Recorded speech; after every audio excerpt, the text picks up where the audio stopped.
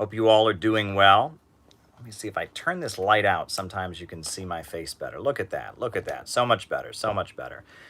Glad to be with you all this lovely Friday evening here in my lovely Brooklyn apartment. Plenty to talk about. Please hit the like button, hit the subscribe button, hit the notifications bell. We always want there to be as many people here as possible, so please tweet this out, please share this, post this on Reddit, etc. Post this on Twitter, Facebook, Instagram, wherever videos or streams or links are posted. Good times, good times. So, folks, it's been a week. I was getting over some illness, so you didn't hear from me for a while, but Sunday evening I was back. I was back and ready to roll Sunday, giving you a few updates on events, a few comments on things happening in the world. Gave you a fiery speech on Monday about sticking to your principles and fighting for socialism. And then on Wednesday, I believe, I then gave you a fiery speech about the real problem with immigration, along with some news updates. And now tonight, in my opening remarks, I'm going to go over just a few news items that you may have missed in the hubbub of events. Then I'll answer, I'll do the roll call you out as I see you. And then from there, I'll answer your super chat questions. And your super chats really make the show happen, folks. The super chat questions, they are really the glory of the show. So the more super chat questions, I write them down with this lovely blue pen, and then I answer them. So if you want this show to keep going, by all means, send me a super chat. I will write down your question. You give me a super chat. I will give you an answer. It may not be the answer that you want, but it is the answer that you will get. Yugoslav model, Tito versus Hoxha. Tito versus Hoxha. Good first super chat. And that's how the show works. So I'm sure you are all aware Joe Biden gave his very first presidential press conference this week. He didn't give a State of the Union, no address to a joint session of Congress from the incoming president. And now, finally, after a few months, Joe Biden finally gave an official press conference. And that is what the media is all talking about. They're talking about Joe Biden's press conference, about the crisis on the U.S. border, about kids in cages, about the anti-China hysteria, and the hate crimes against Asian Americans that have been happening. But there's a couple news items that haven't gotten so much attention that I think are worth highlighting. This one, I'll start out with something that should really scare the crap out of you, right? There's a lot of people who think that those of us who talk about the CIA, those of us who talk about mind control and brainwashing, they think we're a bunch of paranoid lunatics. They say, Caleb, you think the CIA was involved in drugs. You think that the CIA was studying how to control people's minds. You think that Silicon Valley and the tech giants are controlling what we think and planting ideas in our head. But Caleb, that could never happen. That's a crazy conspiracy theory. That's outrageous. No such thing exists. You are completely crazy. Nothing could ever happen. We all have our own thoughts. We all have our own ideas. Social media is just telling us what we want. U.S. media is just giving us the facts and letting us decide for ourselves. There is no psychological programming going on. There's no brainwashing going on. There's no mind control by those who control the means of production. Caleb, that's not how it works. You are delusional. Biden's infrastructure and social welfare plan. Infrastructure and social welfare plan. Folks, I'm going to read you today, not the whole story, just a couple highlights from this article.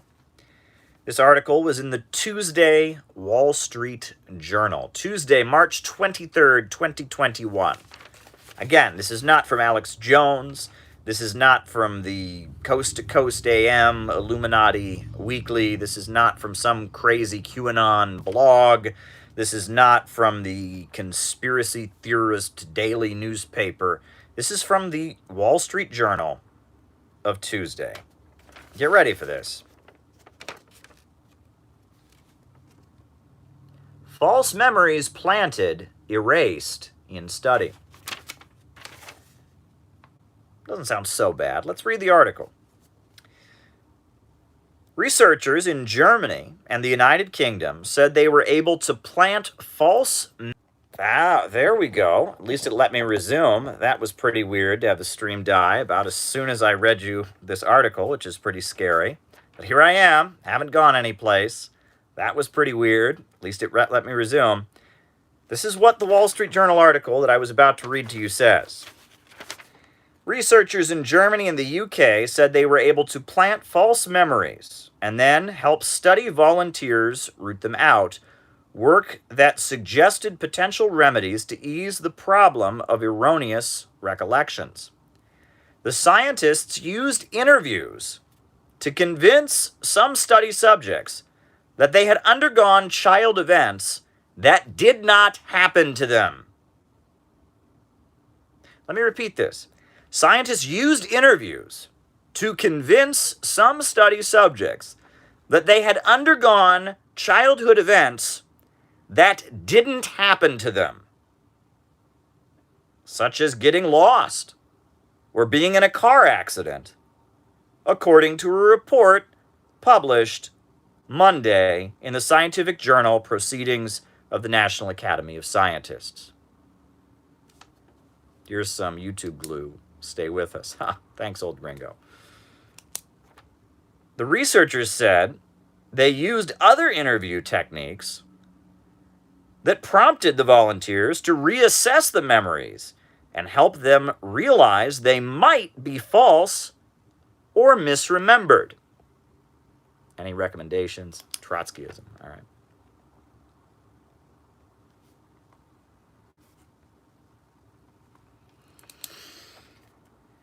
The researchers said they used other interview techniques that prompted the volunteers to reassess their memories and help them realize they might be false or misremembered.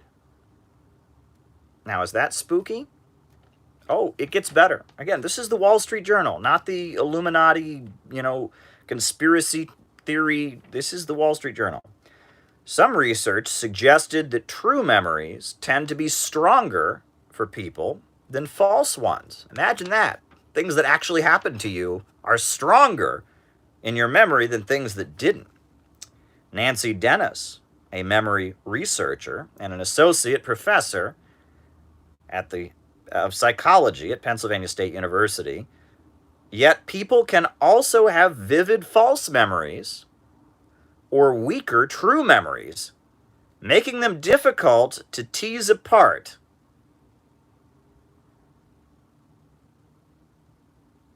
On an individual basis. The hard part is when you want to take someone on that witness stand or on that therapist's office and want to figure out if the particular memory is true or false, said Dr. Dennis, who was not involved in the study. Some psychologists express concerns that people can be cajoled into confessing crimes they didn't commit, or into making incorrect accusations. In the meantime, others say the bigger problem is that defendants often point to false memory research to discredit testimony from real victims or eyewitnesses and get allegations dismissed. Now, if that doesn't make you just a bit scared just a bit nervous. Folks, this is not classified. This is a public study. Okay? This is a public study conducted in the UK and Germany.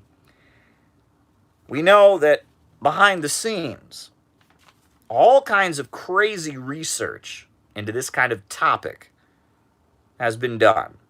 Behind the scenes, with MK Ultra, with, the CIA, and all kinds of efforts have been made.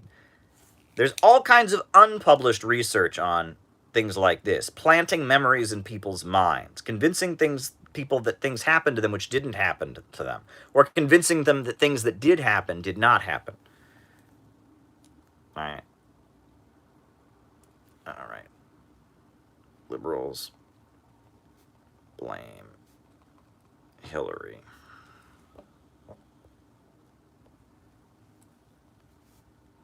for tampering up Donald. All right. Wrote it down. Yeah. That's certainly disturbing. Is it not? It's absolutely disturbing. There's all kinds of unpublished research on this kind of thing. If you think that the people that run the world, the Silicon Valley elites, the intelligence apparatus, the controllers of the media, the ultra-rich, if you think that they don't have all kinds of insights into how to control people's minds, you are very, very naive. I just read to you from the Wall Street Journal. I just read to you public information that should be very, very eerie and disturbing. Kwame Toure. Very good. All right. A couple other things I thought I might mention. This is somewhat related. Lawmakers scold big tech CEOs. Lawmakers blamed big technology companies for an array of societal problems Thursday, excoriating their CEOs for a lack of accountability and building momentum for legislation to weaken the liability shield enjoyed by online platforms. Much of the hearing focused directly or indirectly on Section 230 of the law that generally shields online platforms from liability for the content that their users post, but also gives the platforms broad discretion to remove content. Republicans and Democrats have been divided over both the shortcomings of 230 and the remedies to correct them, but Thursday's hearing indicated there was bipartisan support for revising the law. We're going to see some changes to Section 230, Republican Fred Upton of Michigan said. The panel has done something truly rare in Washington these days. It has united Democrats and Republicans. Your industry cannot be trusted to regulate itself. So basically, right now, Donald Trump, former president of the United States, even while he was president, has been deplatformed. He's not on Facebook, not on YouTube, not on Twitter. All kinds of people have had their channels demonetized or just straight up removed for all kinds of blatantly political reasons. But according to the folks on Capitol Hill, that's not enough. No, they're angry. Apparently, social media platforms were accused of sowing political discord, spreading COVID-19 misinformation, and creating a dangerous environment for children. Big tech is essentially handing our children a lit cigarette and hoping they stay hooked for life, Representative Bill Johnson of Ohio said. So, on Capitol Hill, even though all kinds of people have been banned from social media, even though there's been a huge crackdown, it's apparently not enough. It's not enough, and they're looking to change the law. Look, right now, if I didn't like something somebody said about me, and they said it on Twitter, I could sue the person. I could not sue Twitter. Couldn't do it, right? Wouldn't be Twitter's fault.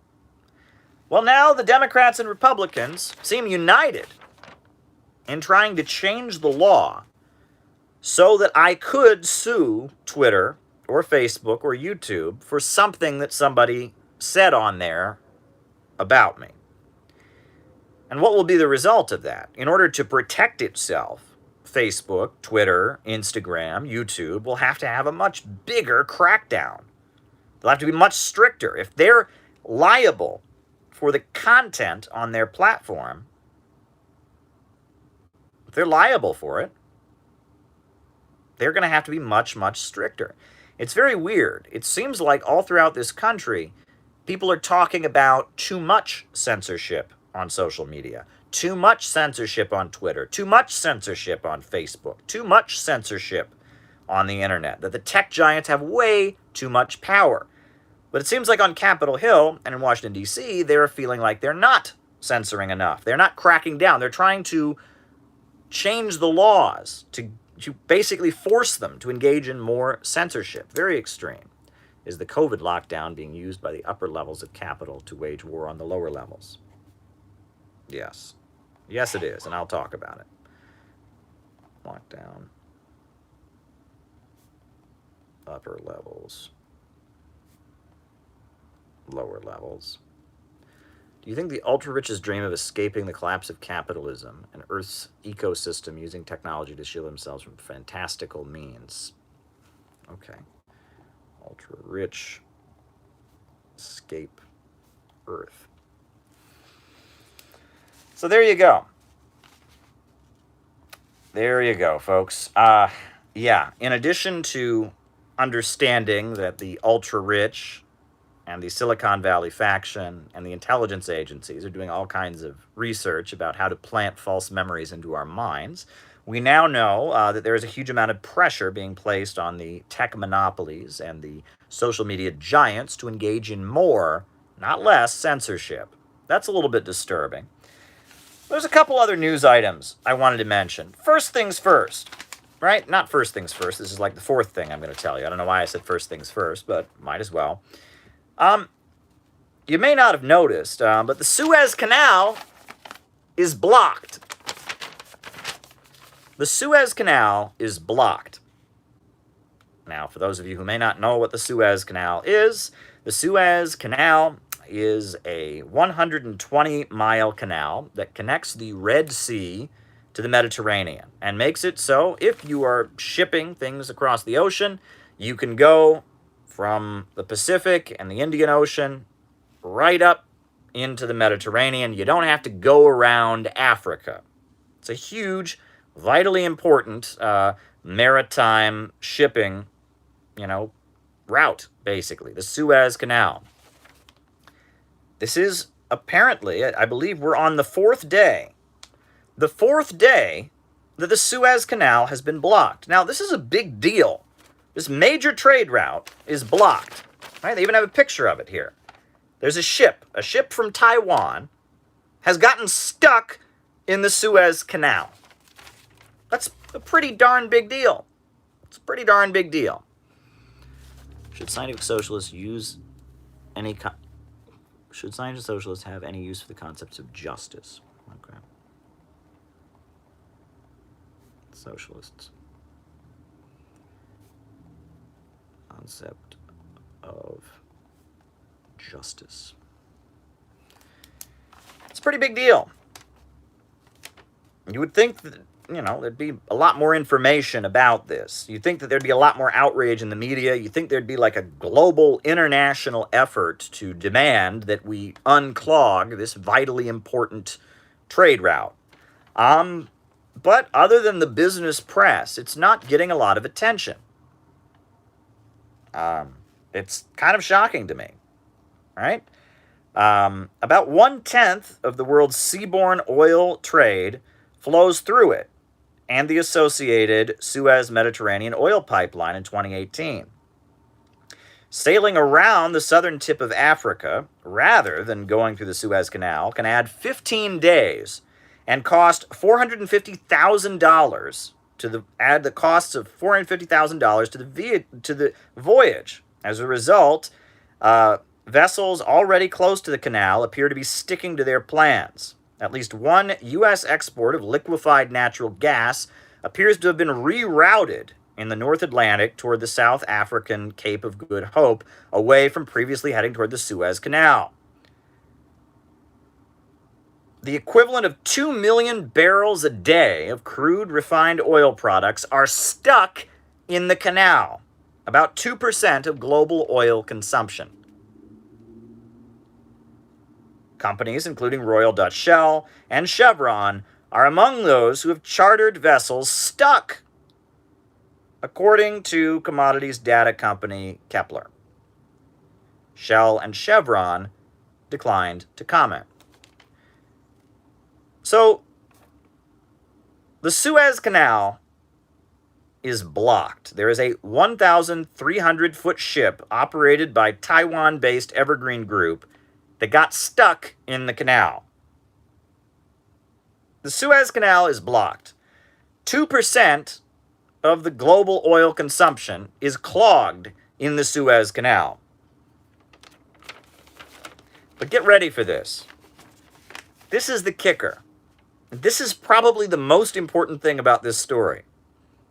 So, look at that, right? The Suez Canal is blocked. The Suez Canal is blocked. Nobody can get through. We got oil tankers clogged in there. Here's the kicker. And this shows you where the world is going, just like the next story I'm about to read you. Get ready for this.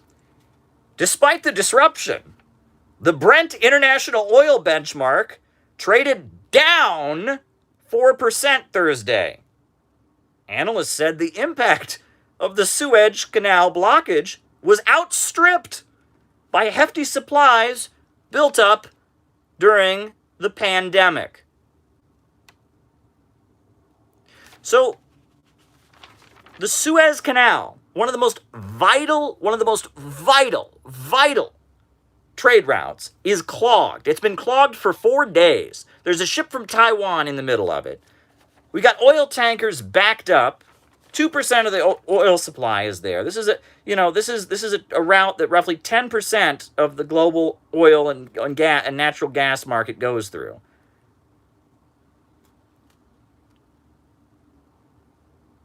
One-tenth of the global oil and gas market goes through it. It's blocked, and the price of oil didn't go up. You guys know how supply and demand works? Just kind of basic economics, right? There's a shortage of something, price goes up. If there's a lot of abundance of something, the price goes down. So we're in a situation where the Suez Canal is blocked. We got a whole bunch of oil tankers backed up, and the price of oil didn't go up. It went down. And why did the price of oil go down? Analysts said concerns about the impact of the Suez blockage were outstripped by hefty supplies built up during the pandemic. Meaning that oil and natural gas usage has gone down so much due to the pandemic, and that there is so much of an oversupply of natural gas at this point, and an oversupply of oil,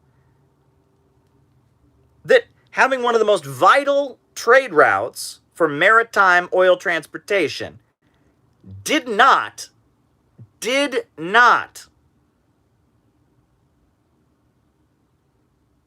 make the price go up. Now, if you think about that for a moment, that we're in a situation where there is so much oil being refined, being pumped out of the sand of Saudi Arabia and the desert, being pumped out of the ocean with deep sea drilling, being fracked out of the American soil and shale. There is so much oil being produced at this point that you can have one of the most vital most vital trade routes clogged up for 4 days, and the price of oil keeps sinking. And you have to remember that Western capitalism and its dominance of the global market is based on oil. Right? Think about Wall Street. Who do you have on Wall Street? You've got Chase Bank. And what is Chase Bank? Chase Bank is two of the oldest financial dynasties in the United States. It's their power combined. It's J.P. Morgan Chase. J.P. Morgan, that's the House of Morgan, the Morgans, one of the oldest Wall Street families, Henry Morgan. And who else? The Rockefellers. The Rockefellers. That's Chase Bank. And what is the Rockefellers Oil Company? The Rockefellers Oil Company is known as ExxonMobil. Chase Bank is General Electric and ExxonMobil. It's the Rockefellers and the Morgans.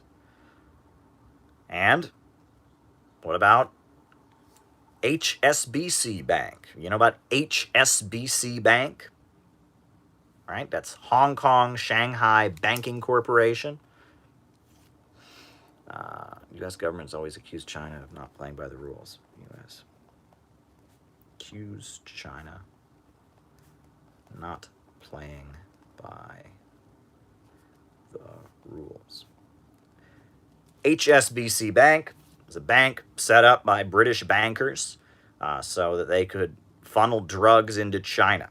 It was basically an international bank set up for the purpose of dominating the world markets, specifically the Chinese markets, by the British bankers. It was notoriously involved in the opium trade. In fact, the British waged 2 opium wars to force China to accept the importations of narcotics. Did I miss a super chat? Let me go back here. Did I miss a super chat? Robert Webb, thank you very much for your super chat, Robert. I'm glad to know I am your hero. Thank you so much. Sorry I missed that. So HSBC Bank was set up. It's Hong Kong Shanghai Banking Corporation, set up to dominate China's economy. It's a British bank. It's basically synonymous with British Petroleum, BP. The 4 big oil corporations, they call them the super majors. You've got ExxonMobil, BP, Chevron, and Royal Dutch Shell. Those are the 4 big oil companies. If you combine them with Total, which is based in France, that is 87% of the global oil markets. You want to talk about ultra monopolies, right? French Total combined. I missed your second chat. What was his second chat? What did I miss? HSBC Bank, Chase Bank. If you add up the 4 super major oil companies, BP, Chevron, Shell, and ExxonMobil, plus Total, the French oil company, you've got about 87% of the global oil market. 87%. That's huge. That is an ultra monopoly. That is a concentration of capital. You want to know who really runs the world? It's oil bankers. That's really the dominant faction. Because everything is oil. If you ride in an airplane, that's oil. If you drive a car, that is oil. If you have anything made out of plastic, that is oil. How do we kill the new McCarthyism, aka Russiagate, debunked, but still believing it? Stop us from teaming up with socialist countries. Okay, kill new McCarthyism. Debunked. All right, got it. If you look at who dominates the world, it's oil companies. Oil bankers, more specifically. Heating your house, right? That's oil. I mean, oil is everything. And the way the oil bankers dominate the world is by controlling the trade routes, right? They got the Suez Canal. They got the Panama Canal. If you want oil, you buy it through them. They have huge amounts of influence in Saudi Arabia. They've got huge amounts of influence in Nigeria.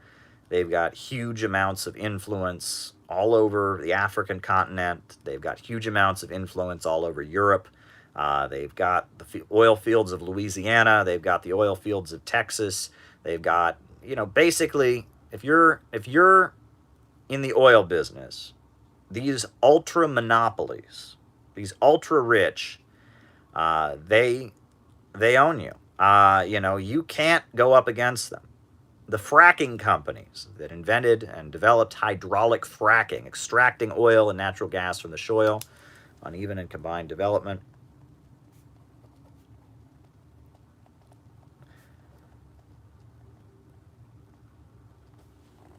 Extracting oil and natural gas from the soil. The big super major oil companies didn't much care for them. And the big super major oil companies don't much care for Russia, which is a country that exports huge amounts of oil and natural gas. It's largely seen as a competitor. They don't care much for Iran, a country that has seized control of its oil resources. It's a competitor. They don't like it.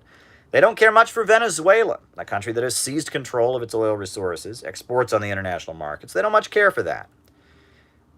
It's about control of the trade routes. It's about making sure that if you buy oil, you buy it through them. They control the trade routes. They control the oil markets. And oil and natural gas is destroying our environment. It's causing the planet to heat up.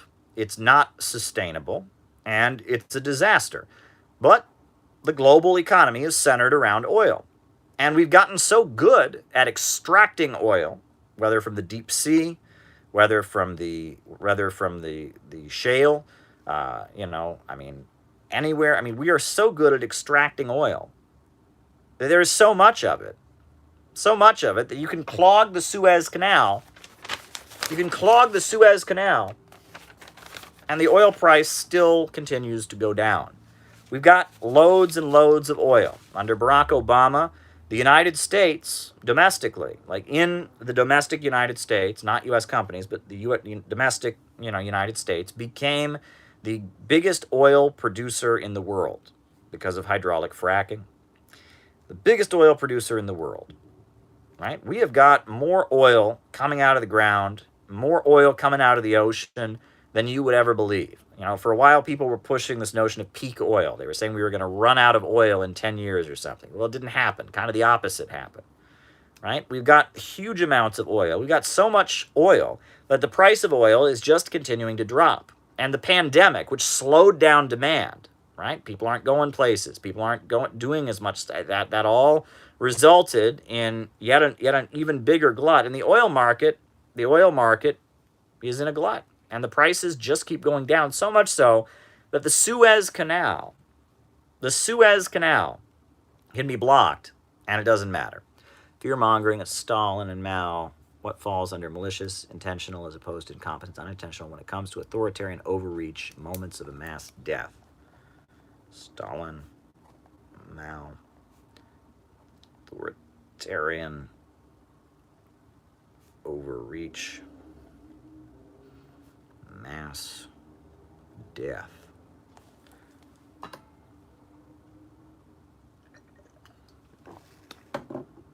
So then, now we see what's going on in the oil markets. I wanted to tell you,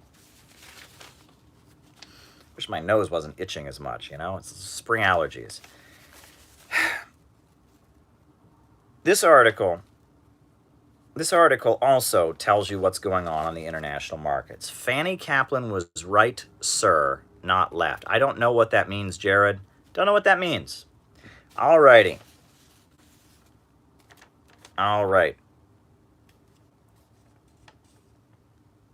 Fuel cells. Fuel cells propel platinum prices. Platinum. You know what platinum is? It's a metal. It's a valuable metal, right? After years of low prices, profits at local miners of platinum group metals, which included palladium and rhodium, among others, have soared, even though lockdowns across the globe suppressed demand in 2020. In recent years, demand for platinum which is used in catalytic converters that scrub out pollutants from diesel engines, had suffered as car makers began transitioning from internal combustion engines to electric vehicles. Battery-powered cars, like those made by Tesla Incorporated, don't use platinum group metals, right? So as we're switching to battery-powered cars, we're not using diesel engines as much. The price of platinum has been going down because it's used in cleaning diesel engines. The price of platinum is going down, but not anymore. Battery-powered cars like those made by Tesla, an American company, don't use platinum group metals. Hydrogen fuel cell technology, however, relies on platinum, which can withstand higher temperatures than other metals.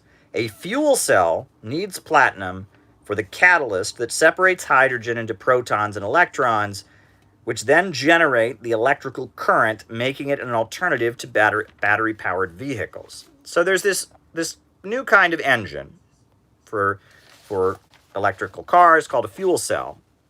And this fuel cell uses platinum. And as a result, demand for platinum is rising, and the price of platinum is increasing. Caleb, everyone. Do you hear about some Republican office holders are floating the idea of making Cuba the 51st state? Making Cuba 51st state. So why in the world? Why in the world? Why in the world are hydrogen fuel cells increasing? Do you know anyone who drives a hydrogen fuel cell? I don't. In fact, I don't know anyone who drives a Tesla. So why in the world are we seeing a rise in the price of platinum and a huge increase in the fuel cell markets? What's going on here? Well, they bury it. It's not even in the front here. They bury it. The second section of the article, a few paragraphs in, gives it all away. China, home to almost all the world's fuel cell buses and trucks, has announced plans to spend $2.5 billion in 10 cities over the next 4 years to improve hydrogen fuel cell technology and develop policies for refueling stations. The enthusiasm around hydrogen fuel cells has breathed new life into mining companies that were cutting jobs and selling assets a few years ago at the advent of battery electric car vehicles that had sent platinum prices plummeting. So right now, the Western capitalist market, which is centered around oil, is in a glut. There's so much oil that even clogging the canal, the Suez Canal, is making the price drop. There's a global slowdown. People aren't using oil. The Western capitalist economy is falling apart. Meanwhile, platinum, which had been decreasing in its value, a metal that had been decreasing in its value, suddenly is seeing its value increase. Why? Because in China, they are using fuel cell technology. The overwhelming majority of fuel cell trucks and buses are in China. And because China's economy is speeding ahead, and they've got a plan to build more fuel cell trucks and buses in 10 different cities, the price of platinum is going up. Platinum is the future. Oil is the past. Western capitalism is the past. China is the future. The oil-based international capitalist order is in crisis. Meanwhile, the centrally planned socialist economy of China, where money and profits does not dictate production, you have a state central plan that controls the means of production, where they are getting away from fossil fuels and pushing things like fuel cell energies, that's speeding forward.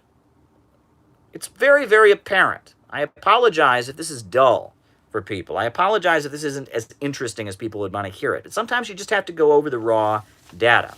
Brett Tooper's going on about co-ops, but Venezuela has most worker co-ops in South America. BreadTube ignores Venezuelan co-ops.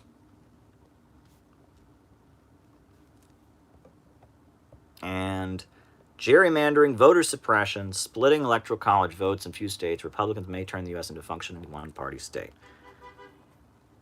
Republicans, one-party state. Voting. Gerrymandering. So this is the situation. The oil markets, the Western world is still dealing with the pandemic, still having a crisis. Meanwhile, the socialist world, China, Vietnam, Venezuela, Cuba, Iran, they've been there, they've done that. Russia, anti-imperialist states, they've been there, they've done that, they're moving ahead. Folks, the new world is on the horizon. The East is rising. The West is sinking. The Atlanticist order of multinational monopolies controlling the high seas like pirates and making sure no competitor arises, controlling the trade routes, that order is in decline.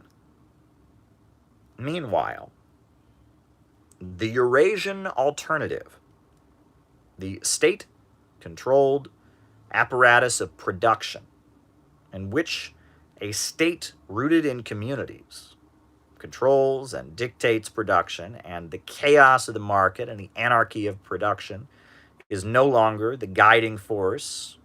The invisible hand has been removed or tamed by the power of a popular state based in the communities. This is the future. The old order of oil and international bankers is declining. The new order of states mobilizing populations to build and construct and unleash human creativity and solve problems is rising. The East is red. The sun is rising. Meanwhile, the sun is setting on the West. The sun is setting on the capitalist system. The Atlanticist global order is in decline. The Eurasian alternative is rising. And it's very apparent. If you look at the beginning of the 20th century, Russia and China were dirt poor countries. They had agrarian economies, overwhelming illiteracy, very little paved roads, very little electricity. During the 20th century, both Russia and China had socialist revolutions. And through those socialist revolutions, they became industrial superpowers. They raised their people out of poverty. They electrified the entire country. They were able to build themselves up. In China, they had a horrendous period called the Cultural Revolution. In Russia, they had a horrendous period following the fall of the Soviet Union. But both of those countries recovered from those disasters. The Cultural Revolution was defeated by Deng Xiaoping, who once again put China back on the path of growth and construction. The period of Boris Yeltsin and free market insanity in Russia, the period of shock therapy economics, was defeated by Vladimir Putin, who put Russia once again back on the course of economic development, reasserting state control, centering the economy around oil and gas. The Gazprom and Rosneft, two state-controlled energy corporations that were then used to subsidize industrial development for the rest of the economy. Russia and China are marching ahead with economies that are not under the domination of of the anarchy of production, of capitalism. For the public record, I love communist Cuba, but I always hear ridiculous things. I live in a conservative state. Got it, gringo. I wrote it down. No worries. So, this is what's happening in our world. I read the super chat about gerrymandering. Wrote it down already. And this is what's happening in our world. This is what's happening. We're at a point of transition. A point in which the old economic system, the Western imperialist system of capitalism in its monopoly stage is in decline, while the Eurasian socialist alternative is rising. That's basically what's going on. I read you a few Wall Street Journal articles to make the point. I read you about how Silicon Valley is trying to influence what we have to say. I read you about memory control and mind control experiments. That's what's going on in the world. And so that's what I wanted to update you on in my opening remarks. Caleb, did you hear China's response to Biden? Hey, look at your own issues. We're not listening anymore. Thoughts? Okay. Thoughts on Chinese feminist labor activist Yu Xin. Okay, so China response to Biden. Chinese feminist labor activist Yu Xin. Alrighty. So that's what I wanted to share with you tonight. Not a bombastic speech, just some economic data to let you know about what's going on. A few news items that you missed. Can you believe the Suez Canal is clogged and we're not even hearing about it? U.S. media is just kind of ignoring it. A little bit surprising, isn't it? Okay, so that's my opening remarks for tonight. Let's go to a super chat. Names and locations. I'll call you out as I see you. Names and locations. Who's with us tonight? Names and locations. Who's with us? Who is with us tonight? Names and locations. I will call you out as I see you. Henderson, Nevada. Cleveland, Indonesia. Jack Dundee in the UK. John in Canada. Lake Elsinore. Who is Jack? Montreal. Craigie from Fort Lauderdale, Matt in Baltimore, Nassau County. Hey, Caleb, what do you have to say to people like Paul Morin who called China capitalist and imperialist? Thank you. All right. China capitalist, imperialist, and Paul Moron. All right. Okay. All right. Now, all right. Do you think Eastern Europe and smaller Eurasian countries will benefit from the growth of China and Russia? Okay. Europe benefit. Any news on Russia, China space benefit from China, Russia, joint space. All righty. Okay, all right. Now I gotta, all righty. Single tax colony, Fairhope, Alabama. North Korea, West Palm Beach. Cambridge, United Kingdom. David in Ontario, Canada. West Palm Beach. Mario in Croatia. Philly and San Diego. Gamalel in West Covina, California. Uruguay. Madrid, Spain. Joey McKees. Cleveland, Cincinnati, Ohio, Jenny Lynn, Martin, Ireland, Brazil, Teresa from Niles, Michigan, Ireland, JK, I'm in Wisconsin, Branson, Missouri, New Jersey, good question, thanks, Albuquerque, New Mexico, Johnson County, North Carolina, LOL, boom, Melbourne, Oz, Dallas, Texas, Troy, living in occupied Shawnee Osage land near Kansas City, Missouri, Heathrow, West Palm Beach, Melbourne, Australia, Tampa, Florida, USA, St. David's, Bermuda, Clydebank, Hot Dam, Hay, Fluffing Fluff, New Hampshire, Hawaii, West Palm Beach, New York City, Madrid, Spain.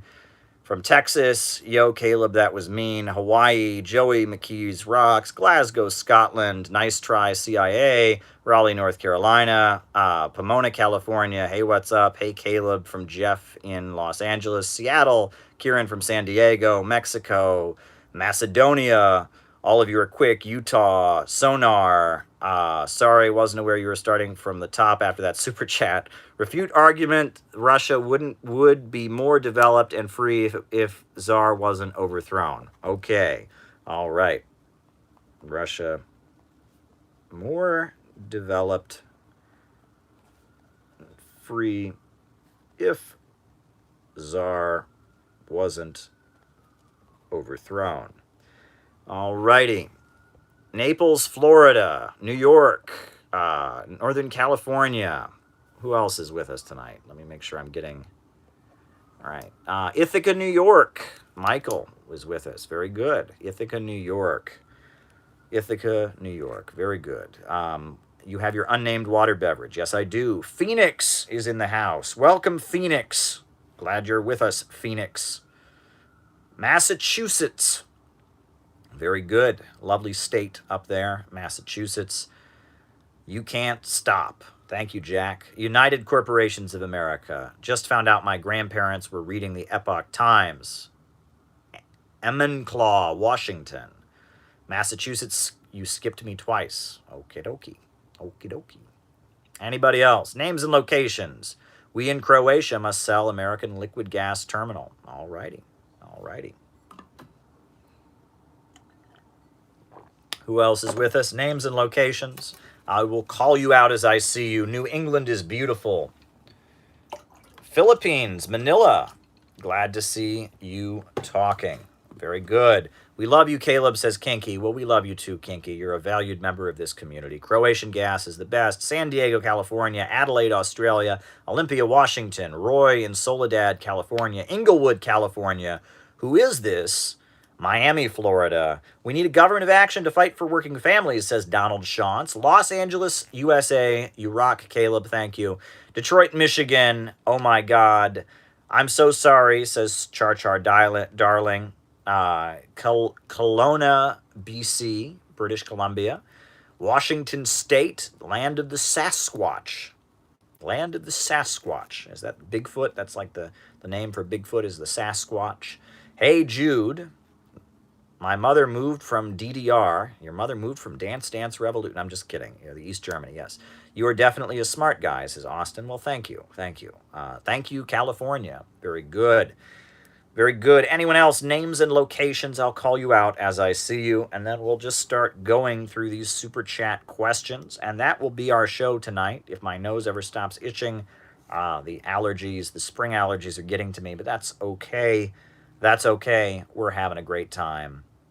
Very good. Very, very good. All righty. Okay. Bogside Dairy, says Peter Davis. Welcome, Peter Davis.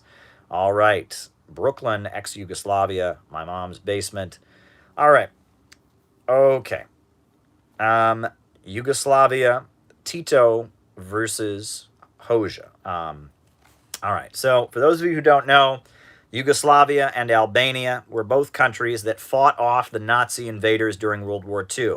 And in both of those countries, communists were key in defeating the Nazi invaders. In Yugoslavia, the leader of the resistance to the Nazis was Josip Broz Tito.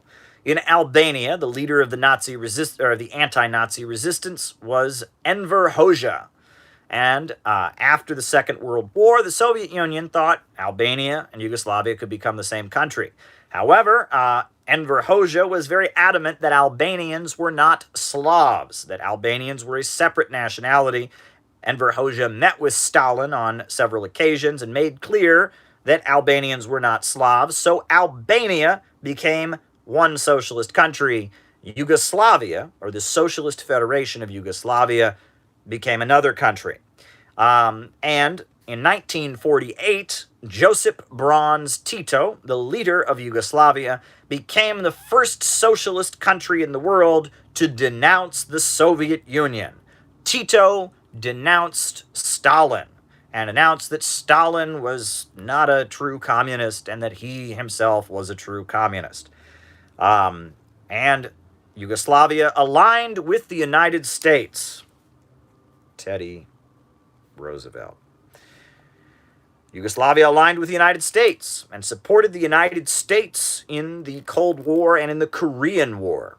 And in Yugoslavia, to prove they were more radical than the Soviet Union, they implemented what they called worker direct ownership, meaning that unlike the Soviet Union that had 5-year state central plans, in Yugoslavia, factories operated like collective farms or like cooperatives. They were autonomous, and they sold the goods they produced to the government. The government then sold it to private citizens, right? The tire factory was not owned by the government. It was autonomous. The tire workers owned the factory collectively. The government bought the tires from them, and then the government sold it to whoever wanted tires. And this was said to be more revolutionary, workers' self-management. It was said to be more revolutionary than the Soviet Union, right? The Soviet Union had a state central plan where the government central planners planned everything out, where people got paid hourly wages as part of the state central plan. But Josip Broz Tito's Yugoslavia, every factory was autonomous. The workers got to elect their managers. They sold their tires to the government. The government paid them per tire or per hammer or per nail or per car or whatever the hell they were making. That was how it worked. That was the nature of the Yugoslav model. Albania, on the other hand, Albania stuck to the Soviet model, and after the death of Stalin and the rise of Khrushchev, Albania was the only country in the world to double down 100%, align with Mao and China against the Soviet Union. Albania declared Khrushchev was a revisionist. Albania declared that Stalin was a great leader and that Khrushchev should not denounce him. And while Yugoslavia was implementing the factory autonomy, worker self-management, Albania did the opposite, centralized more thoroughly, and Albania also started pushing the more of an egalitarian wage system. In the 1980s in Albania, there were only 4 wages, only 4 possible wages. You could be getting wage number 1, wage number 2, wage number 3, or wage number 4. That was it. It was by far the most equal socialist country in the world because there were only 4 possible wages you could get. It was very, very highly regulated. Only 4 possible wages, a pay scale with only 4 options in it. Meanwhile, Yugoslavia, later on, after they did the worker self-management thing, they also started bringing in a market sector and doing kind of like what China did, where they had more of a free market sector. They had, Western companies investing. They got out loans from Western banks. So they were kind of opposites, and this fit, right? Albania, made a very, very adamant point. They were not like Yugoslavia. Yugoslavia, saw itself as very much not like Albania. And so Enver Hoxha was trying to be ultra hardline and, pure in the Stalin way of doing things. Yugoslavia was trying to be ultra liberal and market oriented, and the two countries fought it out. And often you'll notice that the way these countries related to each other, the way Yugoslavia and Albania spoke about each other, reflected bigger differences in the socialist camp. For example, a lot of the early criticism that China leveled against the Soviet Union was directed against Yugoslavia. As Yugoslavia was moving in a pro-US direction, was having more market reforms, and China was starting to become more critical of the Soviet Union. Before directly attacking the Soviet Union, China started polemicizing against Yugoslavia. And also, it should be noted that the Soviet Union bent over backwards to try and get Yugoslavia back on their side. When Khrushchev came to power after the death of Stalin, he went and practically got on his knees and begged Tito to please be friendly to the Soviet Union. And throughout the Soviet Union's entire existence, it seemed, after the death of Stalin, there was a constant trying to get Yugoslavia back on the Soviet side. Didn't happen. Meanwhile, Albania was constantly being antagonized by the Soviet Union. In fact, there was an attempted military coup against Enver Hoxha by a Soviet-aligned faction in the Albanian Party of Labor, the ruling Marxist Party of Albania. They cut off diplomatic relations, something that the Soviet Union didn't even do to Nazi Germany. So the Soviets did not like Albania. The Soviets did like Yugoslavia. China, however, really liked Albania. And China and Albania were very close, as Albania was the only communist country to be 100% on the side of China. However, things changed. In 1978, you have China's reform and opening up, And the leader of Albania, Enver Hoxha, declared that China was not socialist any longer. China was social imperialist, and that Albania, according to Enver Hoxha, was the only truly communist country in the world. Soviet Union was actually social imperialism. China was social imperialist. Mao had been an agent of the CIA all along. That Mao Zedong thought was a revisionist theory because it didn't emphasize industrial workers, but gave too much attention to peasants, the military, and to students. And Albania spent the last, decade or so, the 1980s and early 90s, completely isolated from the rest of the world. And Albania claimed they were the true revolutionary, one true communist country in the world.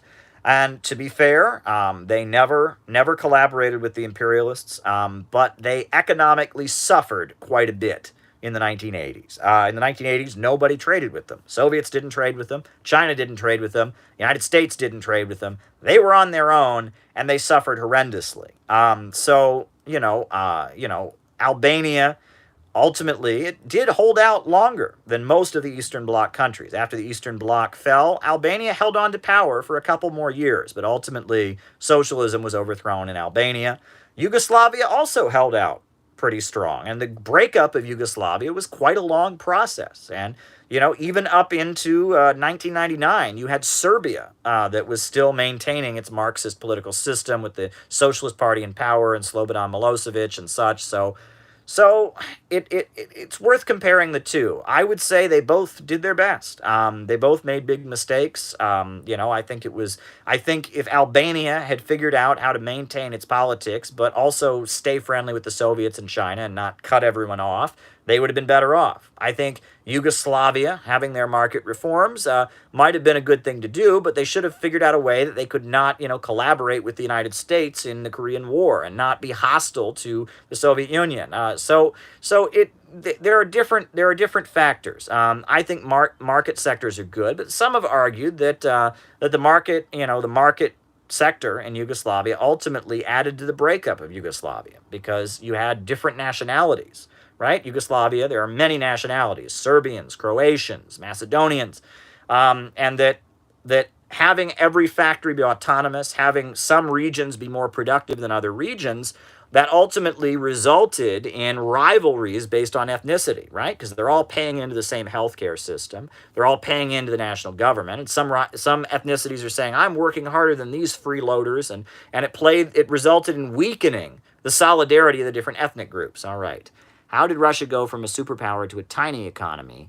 What did it take for Russia to become a superpower what would it take for Russia to become a superpower it once was? Okay. All righty. Okay. A lot of questions here, but that's okay. I answer them.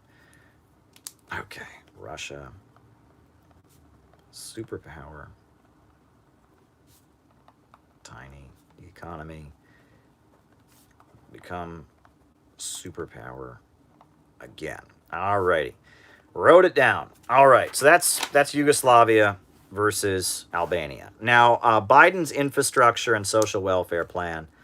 I'm glad he talked about the infrastructure problem, but then again, Trump talked about the infrastructure problem, and Obama talked about the infrastructure problem, and I'm not seeing it get done. I mean, it's nice that Biden talks like this. It seems like a requirement. If you're going to be president of the United States in our time, you have to get up there and say, our infrastructure is crumbling. We ought to fix it. And then you get into office and you don't fix it. I am way past judging politicians by what they say. I judge politicians by what they do at this point. Trump said some good things amid his awful things. Obama said some good things amid his awful things. I don't judge politicians by what they say. I judge politicians by what they do. Look, 1930s, the U.S. economy crashed. We didn't have anywhere near the infrastructure that we have at this point. So what did Roosevelt do? There was mass unemployment. Roosevelt hired the unemployed. And he hired millions of unemployed people. He put them in bright green uniforms, and he had them go build Key West Highway. He had them go build post offices all over this country. He had them go build the LaGuardia Airport in New York City. He went out and hired the unemployed to start building. And he used government money to provide jobs, and it was a mass amount of government spending on construction. They built all kinds of roads and bridges and infrastructure throughout the United States. The amount of things that were constructed during the Roosevelt Works Progress administration is not small. And a president can do it. There's a historical precedent for it, right? If Biden was indeed genuine, and concerned about America's infrastructure, he would take dramatic action. He would sign an executive order. He would do what Trump did. Did you notice that Trump was able to allocate money to build his wall, right? The Congress didn't want to fund his wall, so he allocated money from the Pentagon to build his wall, right? Remember that? It was all controversial. Well, why doesn't Biden do that? Why doesn't Biden cut the Pentagon budget with an executive order and use the money to start building hospitals and schools and roads and high-speed railway and water treatment facilities and power plants all across the United States of America? Look what happened in Texas, how the power grid of Texas exploded and it fell apart and people were freezing in the winter in Texas and their pipes were falling apart. Right? If Biden were serious, if Biden really had the honesty of intentions, that's what he would do. He wouldn't be floating this idea he has. Oh boy, the Biden, infrastructure, man, it's like bad, man. Like, what are we gonna do? It's a bunch of malarkey. Look, dude, we gotta fix the infrastructure. Ugh, I'm tired. Kamala, can you take? Oh, I still got to keep doing this. All right, I'm Joe Biden. All right. No, seriously. If Biden wanted to fix the United States of America, he could do it with a stroke of a pen. Executive order. We have been increasingly talking about the unitary executive, right? Increasingly the power of, presidents. Executive order. You could do it with an executive order. Old gringo. Sigh, I'm deeply disappointed with the squad. Done with all of them. All right. I'll write that down too. Squad. All right. Squad. All righty. Okay. All right. Books on Trotskyism. Honestly, I'll be real with you. I will be real with you. Probably the strongest argument in Trotskyism's favor is anti-Trotskyist literature. A lot of the literature published by the Communist Party in the 1930s against Trotskyism is so ridiculously over the top and extreme that it's not particularly helpful. I'll just be real about that. There are all kinds of little pamphlets published by the Communist Party saying that the Trotskyists are all Nazi spies and that it's so kind of over the top that actually kind of makes Trotskyism look good. So I will say that. A lot of the anti-Trotsky literature that was published by various communists during the 1930s is a little bit nuts. It's a little bit over the top, and and that actually is an argument in Trotskyism's favor. I'm not a Trotskyist. I think Trotskyism is wrong. However, I will say that a lot of the anti-Trotsky literature is a bit over the top. Look, in the Communist Party USA and in the Communist International in general, there was a lot of really trying to, there was a lot of people kind of outdoing each other and trying to look revolutionary, trying to appear revolutionary and trying to, repeat the Comintern line loudest, right? Somebody would say that, Comintern didn't like Trotskyism. One person would be like, I don't like Trotskyism. The next guy would be like, I hate Trotskyism. The next guy would be like, I really hate Trotskyism. And there was a lot of communists around the world trying to outdo each other in repeating the Comintern line, right? And that often, they talk about, and this happens a lot in revolutionary movements, corruption charges by right being used in Russia, Bolivia, and Brazil. All right. Corruption charges, Russia, Bolivia, Brazil. And, this happens in revolutionary movements, right? I've seen this myself. The leaders of the group will say, we really ought to do A, B, and C. And then the rank below them will say, we gotta do A, B, and C. and the rank below them will say, we've got to do A, B, and C. And what started out as just kind of an idea that somebody at the top of the group had, by the time it gets to the rank and file, has been blown up and blown way out of proportion. And that's something that happens in revolutionary movements a lot. That, that because people are trying to advance, and the way one advances in a revolutionary organization is by, stating the line of the organization, right? Right? The way you got higher up in the Communist Party was showing that whatever the Communist Party was trying to say at the time, you were very good at communicating it. Right? The way you got up in the Communist International, the way you increased your position in the Communist International was whatever the Communist International was saying at the time, you repeated it, and you did a very good job of it and got noticed, and so you got promoted. And that's generally how these organizations worked, and that's why the 1930s, even up into the 50s, there are a lot of anti-Trotsky pamphlets and books that are so ridiculously over the top, it almost looks good for the Trotskyists. So, heard of Marxist-Leninists being referred to as ultra-left by other leftists. What do you consider ultra-leftism to be? ML's ultra-left. What do you consider ultra-leftism to be? So let me say, if you want good literature that's useful, it's useful in understanding the problems of Trotskyism, I recommend you read a book called The New York Intellectuals.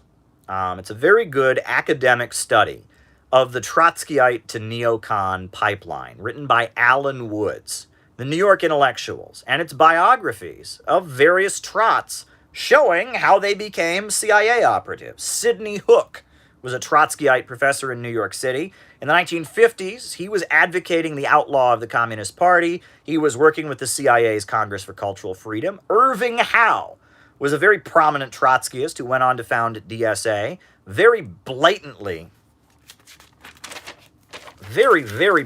pro-imperialist. Argued that Trotskyism was on the western side of the Cold War. Overview, history of Yugoslavia. All right.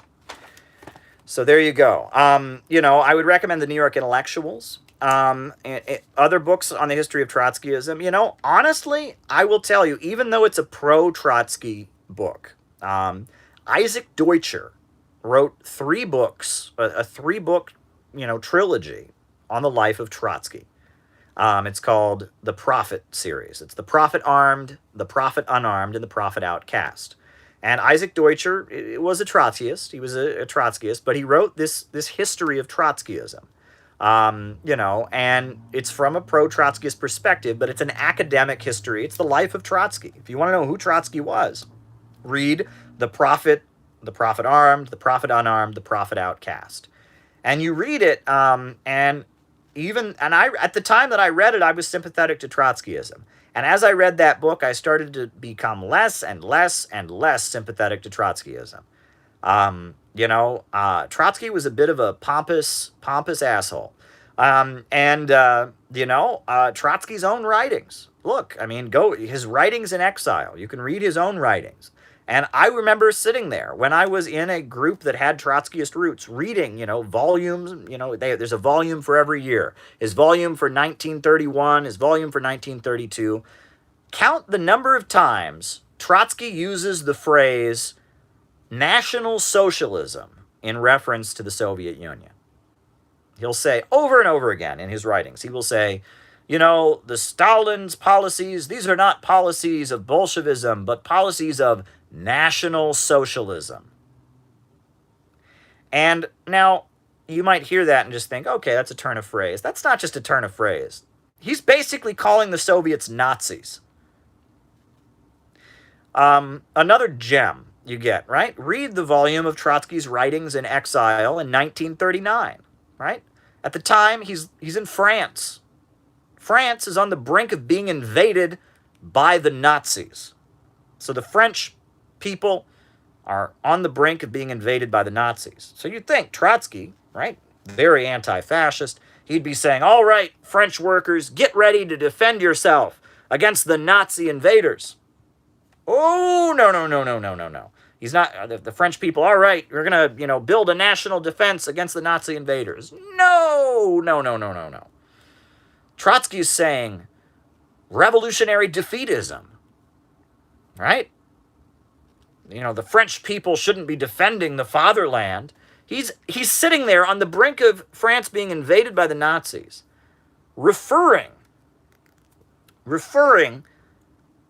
to the Nazi invaders and the French army as two imperialist armies, saying that the working class has no interest on either side of this. While the French Communist Party is trying to set up underground resistance and gathering its forces to resist the invasion, Trotsky is sitting there. He thinks that World War II is World War I, and that the workers have no country, and he's condemning the French Communist Party for appealing to French patriotism. It's shocking to me.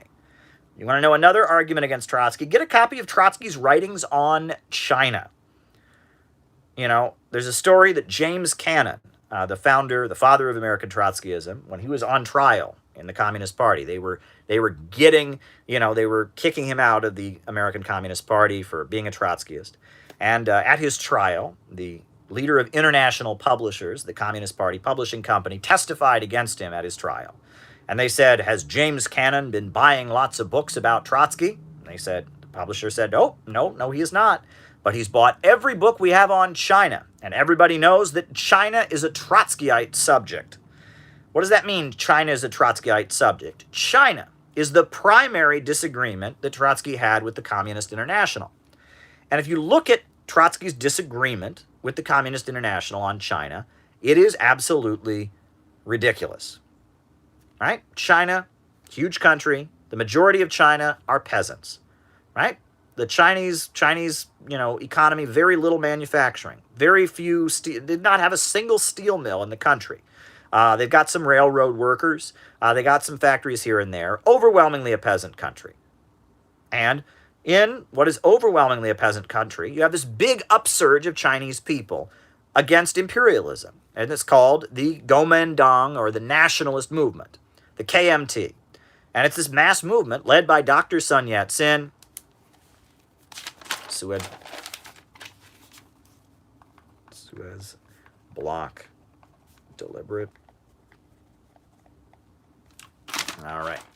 It's this nationalist movement led by Dr. Sun Yat-sen. And this nationalist movement, led by Dr. Sun Yat-sen, is mobilizing millions of Chinese people around three principles: democracy, independence, and the people's livelihood. The people's livelihood is vaguely understood to be socialism. Dr. Sun Yat-sen is a good friend of Lenin and even asks to join the Communist International. Lenin doesn't allow him because he's technically not a communist, but he lets him become an observer. So Dr. Sun Yat-sen, the leader of this nationalist and kind of vaguely socialist movement in China, that this individual is he's got millions of people following him. So what does a communist do in that situation? What does a communist do in that situation? Well, Stalin and Mao had the correct position, which is the communists should join the KMT movement, should join it, and try to win people in this revolutionary, anti-imperialist, and kind of socialist-y movement.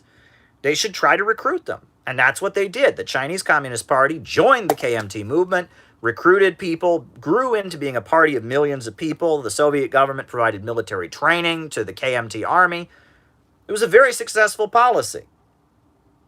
Now, what did the Trotskyites say? What did Trotsky say the Chinese communists should do? Should they join the KMT movement and try to recruit within it, give military training to the KMT army? No. According to Trotsky, the Chinese communists should condemn the KMT movement for not being a real communist movement. It's phony! You're a phony! Trotsky advocated that the communists of China have a sectarian pissing contest with the KMT. That was Trotsky's position. Trotsky's position was that Chinese communists should not join the KMT movement, but instead attack it and expose it for being being a bourgeois nationalist movement. And then you'll understand that 1927, Dr. Sun Yat-sen, the leader of the KMT movement, died. Chiang Kai-shek took power in the KMT, and he started murdering communists. And so there were rebellions. There were 2 cities that were seized by the Communist Party. And eventually, a big chunk of the KMT military, people who'd gotten military training from the Soviet Union, joined up with Mao and went into the countryside and waged People's War. And because the communists had made such a good impression and built up so much support within the KMT movement, when Chiang Kai-shek had his coup and took over the KMT movement and started killing communists, the Communist Party of China had millions of people that were sympathetic to it, and when Mao went to the countryside, could join the guerrilla war. If they had just stood on the sidelines and spit on the KMT and said, the KMT, you're not real communists, you're a bunch of phonies, and they had done that, they wouldn't have had millions of people supporting them. And when Chiang Kai-shek came to power, that would have just been the end of the Chinese Communist Party. It's like the position that Trotsky advocated on China is so ridiculous, and it's from the horse's mouth. It is so ridiculous that the Chinese communists should be sectarian and hostile to the KMT movement, shouldn't try to recruit within it. That is such a ridiculous position. It's indefensible. But if you read Trotsky's writings, oh no. And in fact, Trotsky says that Chiang Kai-shek murdering communists is Stalin's fault. How? How is it Stalin's fault? Stalin sold the revolution down the river. How did he do that? How did he do that? It does not make the slightest bit of sense. It is ridiculous, ultra-left stuff. Later, during the 1930s, when Mao is waging the People's War in the countryside and building this army, this revolutionary army among the peasantry, Trotsky doesn't support it. Trotsky says the peasants are a class without a future. They're a reactionary class. They aspire to become bourgeois. And Trotsky basically says that Mao has built an army of bandits and vandals. And he basically declares, at the time, the whole world is in awe of what Mao is doing in the countryside. There's a book, Red Star Over China by Edgar Snow, that was published. The whole world is just in awe of what Mao is doing. Trotsky says, that's just a bunch of crazy peasant bandits. It's really unbelievable. Trotsky's writings on China are so ridiculous. And that is the crux. That is the crux of Trotskyism. And, from the horse's mouth, Trotskyism is incorrect. I recommend the New York Intellectuals. There are some good writings that were published. There are some writings that have an insight into Trotskyism. One of them is Moishe Olgin wrote a book called Trotskyism, Counter-Revolution in Disguise. That's pretty good. There's a good pamphlet by William Z. Foster. And it's called Crisis in the Socialist Party. And it talks about the role of the Trotskyites during the Popular Front and in the Socialist Party. So there's some literature about Trotskyism that's good. But as I said before, a lot of anti-Trotsky pamphlets are so ridiculous and over the top, it's not helpful. Alrighty. Okay. Why don't liberals blame Hillary Clinton for tampering in the primary to prop up Donald Trump? Yeah, good question. Good question. Yeah, without Hillary Clinton, there would be no Trump. Right? That's just a reality, right? If Donald Trump had run against Bernie Sanders would have won. According to every poll, Bernie Sanders would have won. But the Democratic Party machine was so determined not to have a moderate social democrat be their candidate that they rigged it against him. And Hillary Clinton, so there you go. Hillary Clinton wanted to run against Donald Trump, according to polls. She assumed that no one would ever vote for Trump. Well, she assumed wrong. So there you go. All righty. Kwame Toure, a.k.a. Stokely Carmichael. He was born Stokely Carmichael. He adopted the name Kwame Toure, an amazing black revolutionary leader from the 1950s, 60s, and 70s, leader of the Student Nonviolent Coordinating Committee. Kwame Toure is amazing. I could listen to speeches by Kwame Toure all day long. He preached scientific Marxism, African socialism. His oratory is amazing. It's utterly amazing. Just great oratory. Always putting forth the need for the banks, factories, and industries to be organized to serve public good. Kwame Toure, he was a supporter of Ba'athist Arab socialism. He was a sympathizer with Iraq, a sympathizer with Syria, a sympathizer with Gaddafi. Kwame Toure was definitely a revolutionary. He was condemned as an anti-Semite because he opposed Israel and stood with the Palestinians. He was condemned as a black fascist because he believed in black nationalism. The synthetic left went after him. The right wing went after him. But he maintained a very big following. And there's hours and hours of video of his amazing lectures on the internet. I am a great admirer of Kwame Toure. He formed the All African People's Revolutionary Party, a dynamic speaker, a dynamic individual. Any lecture by Kwame Toure is definitely worth listening to. Big fan. All right. Is the COVID-19 lockdown being used by the upper levels of capital against the lower levels? Yes, and vice versa. Look, if you're Jeff Bezos, you want this lockdown to continue as long as possible, right? Think about it. All the little stores are closed. Everyone's ordering from you. You're delivering to people's homes. Amazon Prime is making a killing. Meanwhile, if you're Hobby Lobby, if you're a fracking company that's suffering during the oil price drop and the lack of demand for oil, if you're Betsy DeVos, who her money comes from Amway and Tupperware parties, you're gonna want this lockdown lifted as quickly as possible, and that's why we're seeing red states lift the restrictions very quickly. We're seeing blue states, continue the restrictions for a while.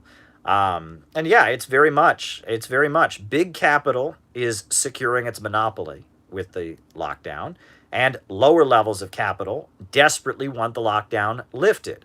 And unfortunately, both of them hear in science what they want to hear and deny in science what they don't want to hear. And I'm not taking sides, honestly, right? Look, here's the problem. Okay, I'll just be real about this. You remember when all this started? Last January in China, they locked down. And when China locked down, they locked down for real. Okay? They locked down for real. And then they were able to open up. We here in the United States, we never really locked down. Okay? We never really locked down. At the time that China really locked down, U.S. media was saying, oh my God, totalitarianism, people get arrested for going outside. Oh my God, Stalinist, Maoist, authoritarianism, extreme. The U.S. media was going nuts. How dare China lock down? It's criminal. But no, China locked down for real. And if you lock down for real, then when you open up, you can open up again. We didn't lock down for real. We half-ass locked down, and we're still half-ass locked down. And we're going to be half-ass locked down until kingdom come. And that's the problem. We're not a disciplined society. Every capitalist has their own interests. There are competing elites fighting for power. The U.S. government doesn't really have the ability to centrally coordinate activities. Every state has its own agenda and had its own rules. Every company had its own interests. So we couldn't lock down for real like China did. And so we can't fully open up. We did it exactly wrong. We did exactly what you shouldn't do. When you lock down for real, and then you can open up. But instead, we half-ass locked down, and now we're stuck in half-ass lockdown for a long time. More deaths than any other country. I mean, this is ridiculous, okay? If you want proof that American capitalism is completely dysfunctional, take a look at what's going on right now. We're not taking care of our population. Mass unemployment, hungry people. New York City is a mess. I was walking around outside today. So many desperate homeless people, I went to the park, and there's just, the park in my neighborhood, there's park benches, in this one part of the park, and it's just, rows and rows of just people that, I don't know if they have a place to live or what. They're just kind of sitting on the park bench, and, they're desperate and they're hungry, and I see that. I see families walking around with kids, And they live in a shelter during the day, and they're walking around, walking up to anybody. Do you know where I could get a job? Do you know about a job someplace? It's heartbreaking. I mean, we've left our people behind. We couldn't fully lock down. I mean, it's a mess. It's a big mess. It's a big mess. But yes, big capital wants the lockdown to go on as long as they possibly can. Lower levels of capital want restrictions lifted and as quickly as they possibly can. And we're not all on the same page, and that's why we have a problem. All right. Are the ultra-rich planning to escape the Earth by going into space? I mean, we do have private space travel, and that part's true, right? Elon Musk has been pushing private space travel, but I don't really have any evidence to confirm that they're planning to. The ultra-rich are moving to other planets. There's a sci-fi movie, When Worlds Collide, I think, but I've never. I don't particularly think that one's going on, but I mean, there is private space travel, so that part of it's true. All right. Reading speech suggestion for Kwame Toure. Look, his speech at UCLA is very good. Any audio, speech of Kwame Toure is amazing. So there you go. Scientific socialism and the concept of justice. Well, I think scientific socialism very much can appeal to people's desire for justice in the world, right? It can point out the injustices that exist, the inequality, the lack of access, the fact that some people have more opportunities than others. You can point all of that out. But at the end of the day, scientific socialism doesn't simply rest upon a moralistic appeal. Scientific socialism points out why these injustices exist, and it points to the road toward eroding them, utilizing an understanding of historical and dialectical materialism and the class struggle. At one point in the United States, there was a very popular socialist newspaper, and it was called The Appeal to Reason. And it basically was arguing that socialism would come about based on appealing to people's reason, right? And I would argue that the name Appeal to Reason is not a scientific Marxist name, because scientific socialism understands it's not an appeal to reason. It's ultimately the class struggle. It's the interests of the working class majority against the capitalist minority. And it is through that struggle that socialism is achieved, not through simply going around and convincing people that it's better. I believe there was an expression, Upton Sinclair. He famously said that it is very hard to convince a man of something if his salary depends on him not being convinced of it. And that's very true. And that, while it seems very clear to us that capitalism is unjust, people will do huge backflips and leaps in their minds in order to not think it's unjust, right? I mean, it's people try so hard. I remember being in school and talking about, hey, Nike shoes are made in sweatshops, and my classmates saying to me, yeah, well, at least those kids have jobs. Most people in the third world are starving, and we should be happy there's sweatshops in the third world. It's just people, when they don't want to think something, when thinking something will put them at odds with the authority figures in their life or with what they've been told to believe, they will make huge backflips to keep believing it, right? That's just how it works. There's the old joke about, it's not just an old joke. It's actually happened, but there's an evangelical Christian who's arguing with a scientist about evolution. And the scientist says, well, if the earth was really created in 6 days, and if the earth is only 3,000 years old, what about the fossil record? Right? And then the evangelical Christian says, those fossils were put there by Satan to test our faith. Right? Now, how do you argue with somebody? Look, if somebody really wants to believe those fossils were put there by Satan to test their faith, and the earth is only 6,000 years old, and no fossil, nothing can change their viewpoint, look, and when people really want to believe something, when it is in people's material interest to keep believing something, they will believe it. Now, there's always a small minority of people like me and people like you that will question things, that will dig. But for most people, if their life is working out, if they've got a decent job, if things are kind of getting better in their life, they see progress, they're comfortable, they will try their hardest not to believe things that will go against the system they live under. It's only when life becomes unlivable, it's only when capitalism creates instability and chaos, it's only when living standards are declining, it's only when there is increasing chaos and instability in the world, and people are desperately looking for a solution, it's only then that the broad masses of people become open to revolutionary and socialist ideas. It's only when the pain is so extreme. I've told people that revolutionaries are a lot like dentists. You ever hear this? Revolutionaries are a lot like dentists. Right? There are some people in this world who love dentistry. Right? You ever see that old claymation movie, Rudolph the Red-Nosed Reindeer or something like that? It's from the 70s, where the kid's like, I'm playing with the doll's teeth. I want to be a dentist. There are some people who, from the time they were very small, love dentistry. They love teeth. They love going to the dentist. They think teeth and dentistry is fascinating. But I am not one of those people, and I do not know many of those people. Very few people like dentistry. Most of us would prefer to stay away from the dentist. That's very much. But then you get that cavity. It's so bad.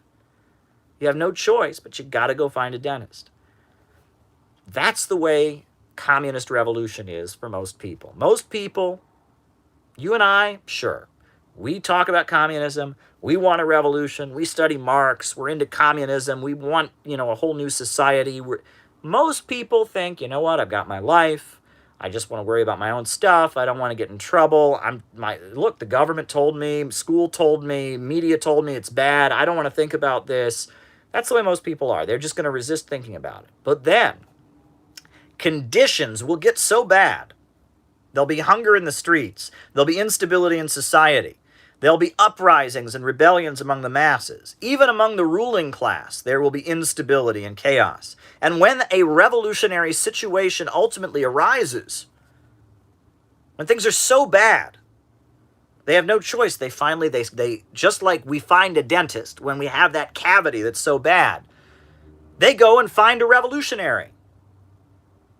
They go and find a revolutionary to solve the problem. Right? They don't do it because they want to. They don't do it because they're interested in it. They do it because the pain is so intense and they are so desperate. And here's the most important point about this. This is the most important point. You heard me going on about revolutionaries like dentists. I've said that before the point. Here's the most important point. When it gets that bad, when people are in so much pain that they have to go find a dentist, what kind of dentist do they go find? Do they go find a timid, I'm just a moderate dentist. Don't worry, I'm not that into dentistry. I'm a normal guy. Don't worry, a radical dentist. No.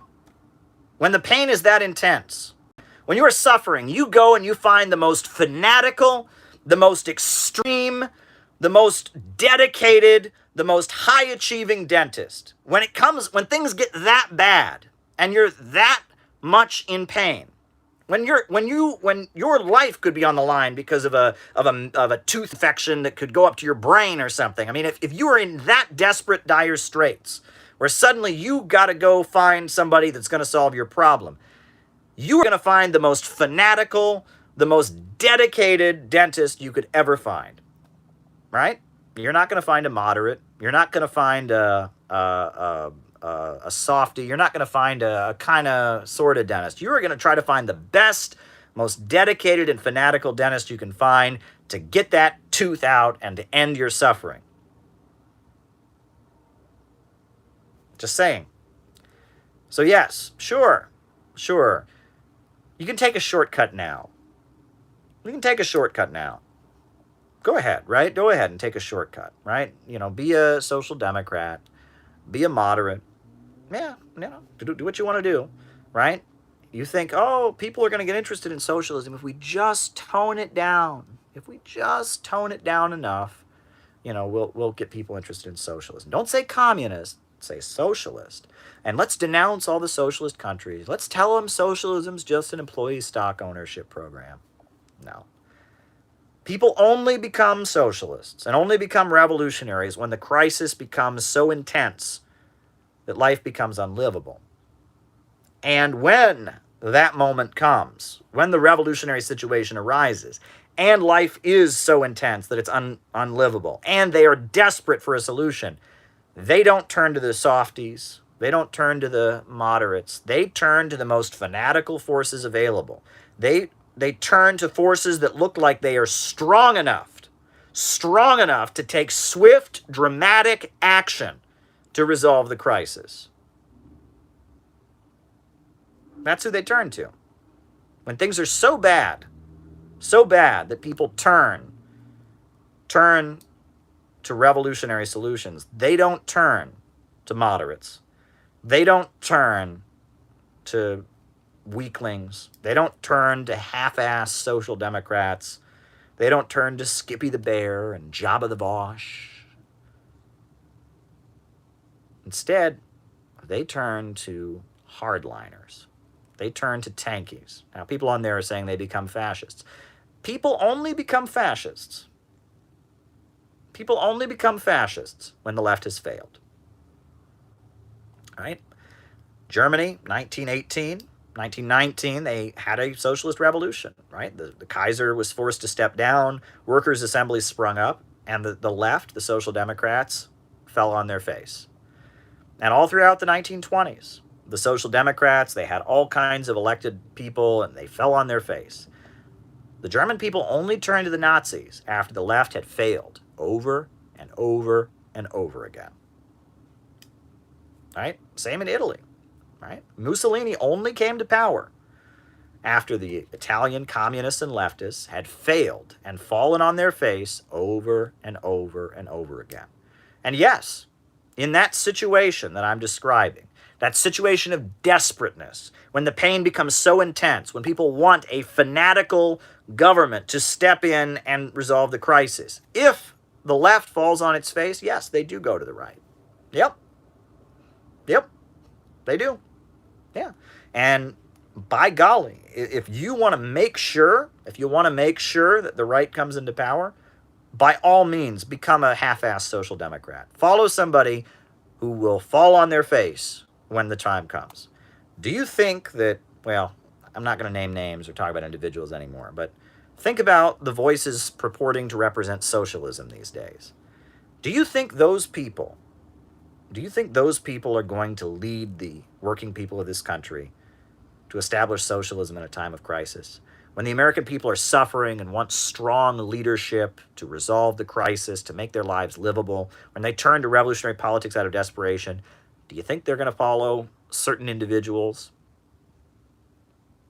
Just saying. So if you want to make sure that the fascists win, put your chips with the synthetic left. Nobody will make it happen more than they will. The weakling, you're a Nazbol, that left, they are the best friends that Nazis ever had.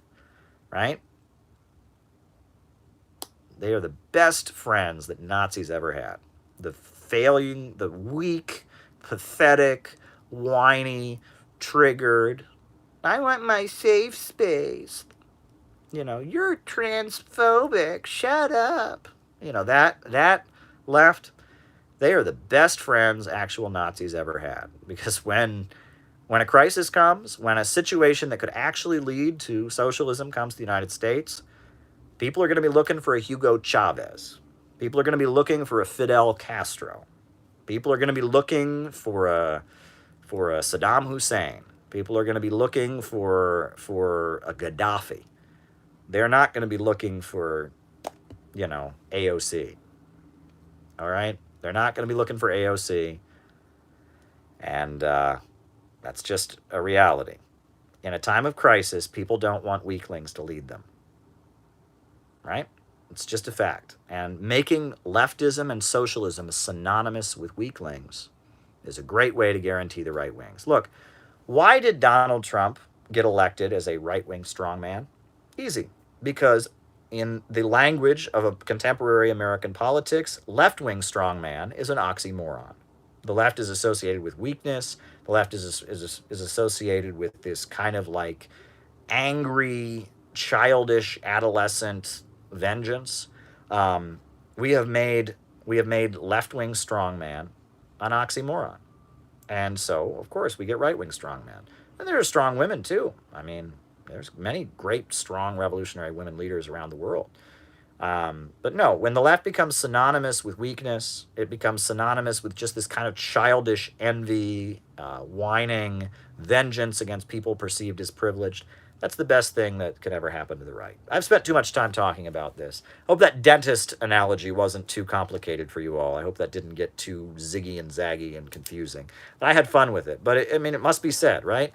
Look, let's just be real. Most people are not interested in communism until the crisis comes. They're not going to be interested. Just like you're not interested in seeing a dentist until you get a cavity, most people are not interested in communism until the crisis comes. That's just a fact, right? If you look at history.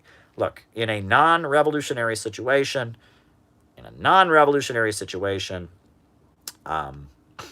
you're not going to have widespread interest and call for a communist government. Not going to happen, right?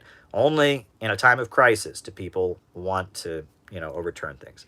The U.S. government accuses China of not playing by their rules. Well, that's funny because the U.S. government doesn't play by the rules either. Sorry, and any government being accused by the United States of not following the rules of the international community, that's hilarious. I mean, the USA, backing up Saudi Arabia as they commit war crimes in Yemen, blockade of Cuba that's been widely condemned by the international community. Need I go on? The United States is pretty clearly in violation of a lot of its own rules in terms of the international word. New McCarthyism debunked. How do we debunk, even though, why does it still live? The person's asking about Russiagate, and look,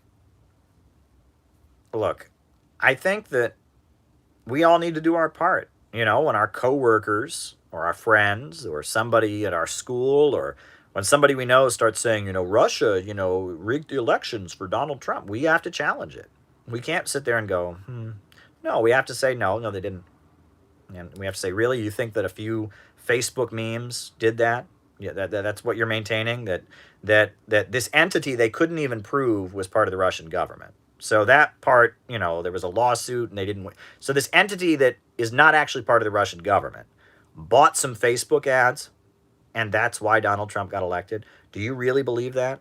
Meanwhile, Hillary Clinton rigged the Democratic primary against the person who would have won according to all the polls. But you're really convinced the reason Donald Trump got elected is, and just press them on this. And just press them on this. Don't let it go, right? You need to challenge this when you see it because it's malarkey. And it falls to shreds the more you talk to people about it. No, Russia did not rig the elections for Donald Trump. Every poll that has come out, every study, even the government of the United States admits that no votes were changed. There was no voter fraud in the 2016 elections. All right. So Trump did not win as a result of any hacking or any tampering with voting. Number one. Number two, right? Really? Facebook ads? Really? Right. So, look at those Facebook ads. Did you see some of these Facebook ads they said Russia's alleged to have paid for? They got, it's like, the election coming up. Jesus arm wrestling with the devil. Do you know anybody who was like, I was gonna vote for Donald Trump. I was gonna vote for Hillary, but then I saw this weird looking graphic of Jesus arm wrestling with the devil, and I thought, well, gee golly, I'm gonna have to vote for Donald Trump because I don't want the devil to win the arm wrestling contest. Gee golly, come on, really? I'm sorry, read these reports about Russian meddling. I read them. I report on them. It's my job to read them. They are so ridiculous to think that like some Facebook ads and then they can't even prove in court that this company that supposedly bought these Facebook ads is even part of the Russian. The whole thing just falls apart. It's like, I'm seriously, do you know anybody who was sitting there saying, oh boy, I'm going to vote for Hillary Clinton, gee golly, because I think she's amazing. And then, they heard about Julian Assange, or they heard about some ad or something, and they said, oh no, now I've got to vote for Donald Trump. Darn, I hated him before, but then I saw this dumb Facebook ad, or then I heard about Julian Assange, and now I'm going to go vote for him. Come on. Really? No. Come on now. This, if people choose to keep believing this, you got to confront them about it. Don't let them get away with it, right? Maybe you won't convert the person, but the people listening to the argument might be influenced. I've learned that too. When you're arguing with people, often don't think about, okay, I'm not going to read that. Often don't think about the person you're arguing with, because often people will stick to their position. Think about the audience. Think about the people who are listening. Think about the people observing, right? Often the value of an argument is not in convincing the person you're arguing with, but convincing the audience who is listening to your arguments. Like, did I think I was going to, think of all the people I've debated. Do you think I convinced any of them? No, but did I convince some of their audience? Yes. A lot of you watching right now are the audience of people I've debated, right? It's important to think about that. All right. Uneven and combined development. Capitalism holds back development around the world. And that's a fact, that it holds back the economic development of countries. The Russian Revolution happened largely because Russia's economic development was held back by Western capitalism. And that's really the story of socialism in the 20th century, is countries that have been held back and held in states of underdevelopment having socialist revolutions. And that elements of capitalism are sometimes utilized by socialist states in order to carry out that development. All right. Stalin, Mao, authoritarian overreach, and mass death. I get so annoyed by this, okay? The way that argument was framed, that person was certainly creative. They didn't use the words people generally use. That's okay. But generally, the way people argue about communism, and I had this argument with Stefan Molyneux, the king of the libertarians or whatever. We had this argument, right? And it's like, it is, PragerU does this. This is standard conservative response. And liberals too, but they are a little careful, right? But liberals are a little more careful because, they got Bernie Sanders in their camp or whatever. But generally, you're arguing with somebody about communism, and they say, yeah, well, communism killed a billion people.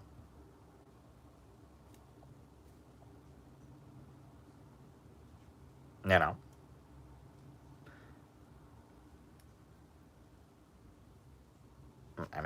that's supposed to solve the problem. They're like, oh, you believe in communism. Communism killed a billion, this huge number. And the numbers are never the same, mind you. Right? Like sometimes it's 200 million, sometimes it's a billion, sometimes it's 400 million, sometimes it's 10 million. Huge numbers, communism killed this huge number of people, so therefore no one should ever believe in it. Right? And that's supposed to solve the argument. Right? And then they're supposed to say anyone who could still believe in it. This is what what's his name said to me, Molyneux. He's like, anyone who could, does that not give you pause? Anyone who could believe in an ideology that kills that many people. Wait a second. Hold up. Wait a second. They're arguing that there were these famines that happened over the course of socialist development. There were wars that happened during socialist times. There was political repression that happened under Mao or Stalin or Fidel Castro or whoever, and that these famines that happened are the fault of communism, that these armed conflicts that happened are the fault of communism, that the political repression that took place is the fault of communism. And through these famines, through these wars, through this political repression, this many number of people were killed. Therefore, communism killed this many people. That's what they're arguing. I think that's a pretty fair statement, right? I think I'm being very generous there. I'm not contesting their claims that these famines happened under communism. This political repression happened under communism. These armed conflicts took place under communism. Therefore, All the people that died as a result of these famines, as a result of these armed conflicts, and as a result of these political repressive acts are therefore they were killed by communism. Right? That's what they're arguing. What if we did that for capitalism? Right? What if we did that for capitalism? Right? So any political repression that happened under capitalism, any political repression that happened under capitalism, right? The transcontinental slave trade, that was capitalism, right? Capitalist corporations made profits from it. That's millions and millions of Africans who never made it through the Middle Passage. Millions of Africans worked to death in southern plantations. Right? How about the genocide of the Native Americans? Right? I mean, that was capitalism, right? That was the American government, Declaration of Independence, right? Okay, that's millions and millions of people murdered in many episodes of mass murder, forcing people off their land, ethnic cleansing, okay? How about all the economic famines and catastrophes that were caused by British Empire economic capitalist free market policies, right? In Ireland, they had the Great Potato Famine. And you can read, any source will tell you one of the main driving forces in the potato famine of Ireland that killed many millions of Irish people and forced many millions more to come to the United States. That famine was caused by free market policies, laissez-faire economic policies pushed by the British Whig Party. Under the domination of British free market capitalism in India, there were many episodes of mass death. When China was dominated by Western capitalism, from the time of the Opium Wars right up until Mao's revolution, from that time when capitalism ran the show in China, there were episodes of mass death, tens of millions of people dying all the time. You had World War I, when the capitalists of Britain and the capitalists of France and the capitalists of the United States teamed up to fight the capitalists of Austria and the capitalists of Germany and the capitalists of Turkey in a power struggle. And 20 million workers were sent to their deaths. I'm not going to say that. I appreciate the super chats, folks, but I try not to be obscene. That's generally how it works. I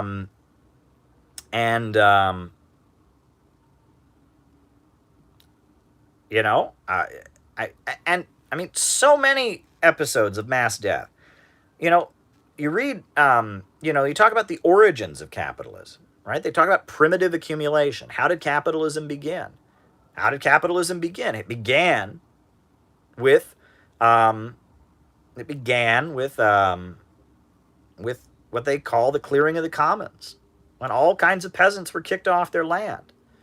And they started executing people for being homeless, right? You talk about in the Scottish Highlands, the Highland clearances, where after the Jacobite uprising, they brought capitalism to, the Scottish Highlands.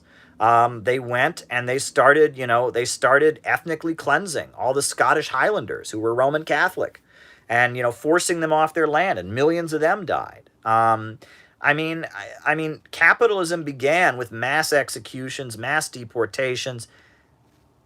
Look, and then their response, that's not real capitalism. Well, I'm sorry. Well, then I get to say that wasn't real socialism, right? If it's not heaven on earth, it's not socialism. If it's not heaven on earth, it's not capitalism. Oh, well, slavery is not capitalism because you can't have capitalism and slavery because capitalism means freedom. Well, geez, I don't know. The founding fathers, the same ones libertarians like, they wrote a constitution that allowed slavery. The same capitalist corporations maintained slavery in order to get their profits. Slavery was propped up in the international slave trade, and the cotton markets was propped up in order to make profits for corporations. We still have, prison labor in the United States. Why? To make profits for corporations. So, this is again, if you're going to play that game where the argument is these famines that happened, these wars and conflicts that happened, these acts of political repression that happened, are all the fault of communism because they happened in societies where communism was the ruling ideology,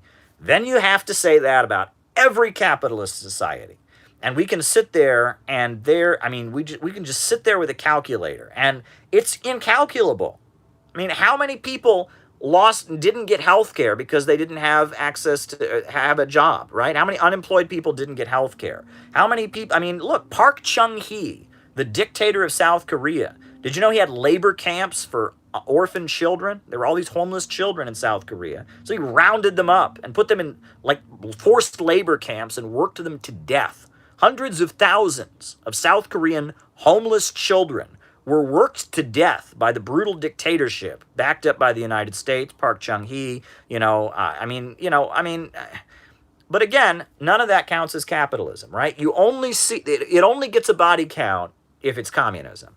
But if it's capitalism, well, that's just how it happened. That just happened. Slavery just happened. It wasn't real capitalism. Genocide of the Native Americans just happened. World War I just happened, right? Again, this is how they argue. They are dependent on a default bias. That's what they're dependent on. They're dependent on you not counting things that capitalism does, right? Right? If capitalism does it, it doesn't count because this is what they depend on. This is what they depend on, right? Look, I mean, the COVID deaths. I saw someone in the chat talking about COVID deaths, right? Yeah. Do we blame? If you're playing that game where, how many people died from the pandemic? You could say capitalism killed 500,000 Americans, right? Is that fair?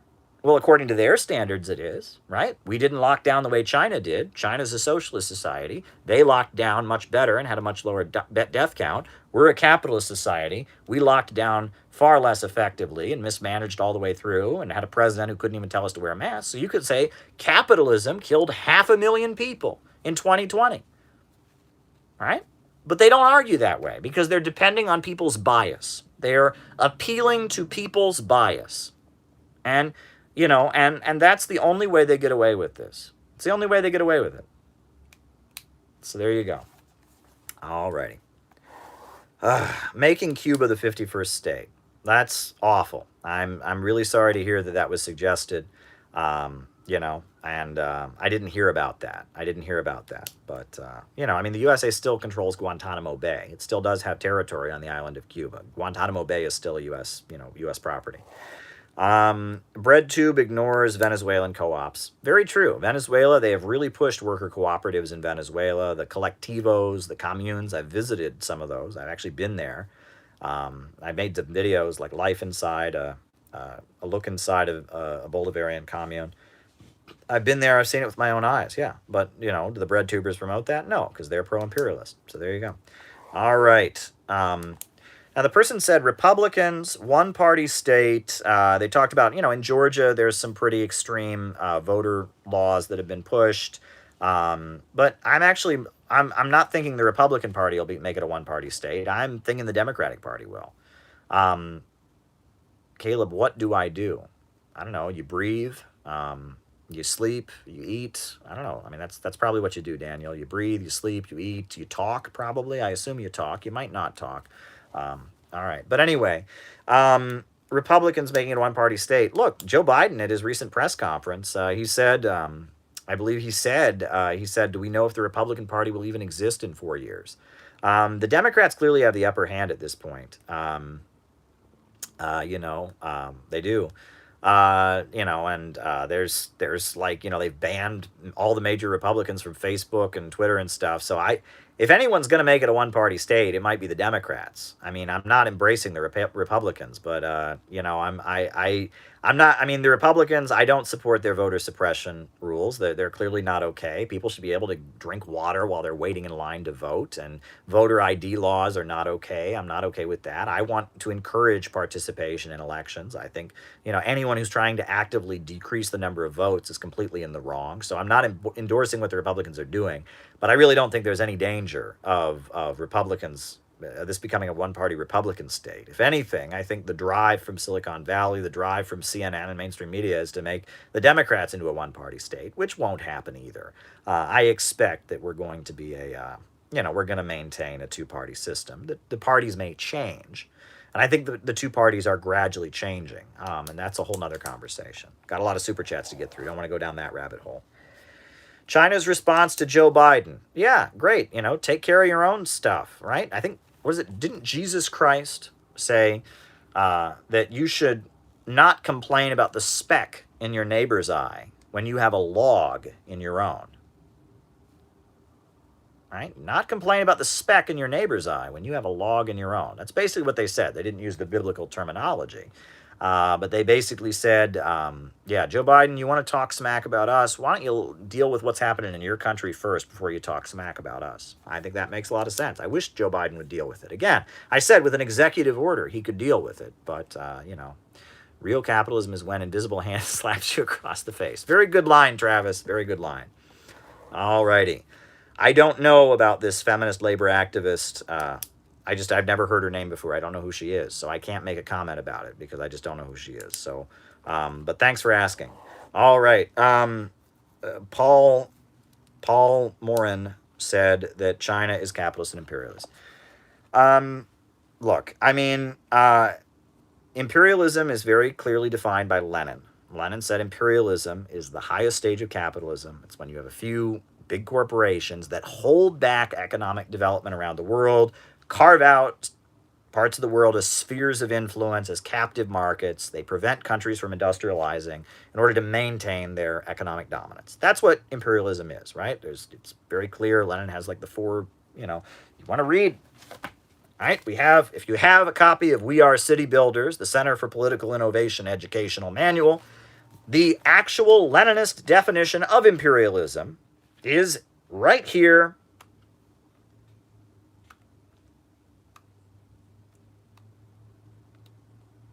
It's right here on page 21. If you want to know the actual definition of imperialism, imperialism isn't one country influencing another country. It's not one country trading with another country. There are five attributes of imperialism.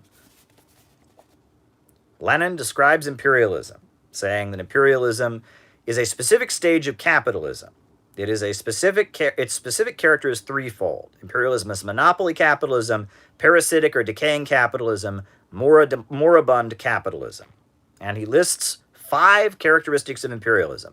1, cartels, syndicates, and trusts. The concentration of production has reached a degree which gives rise to these monopolistic associations of capitalists.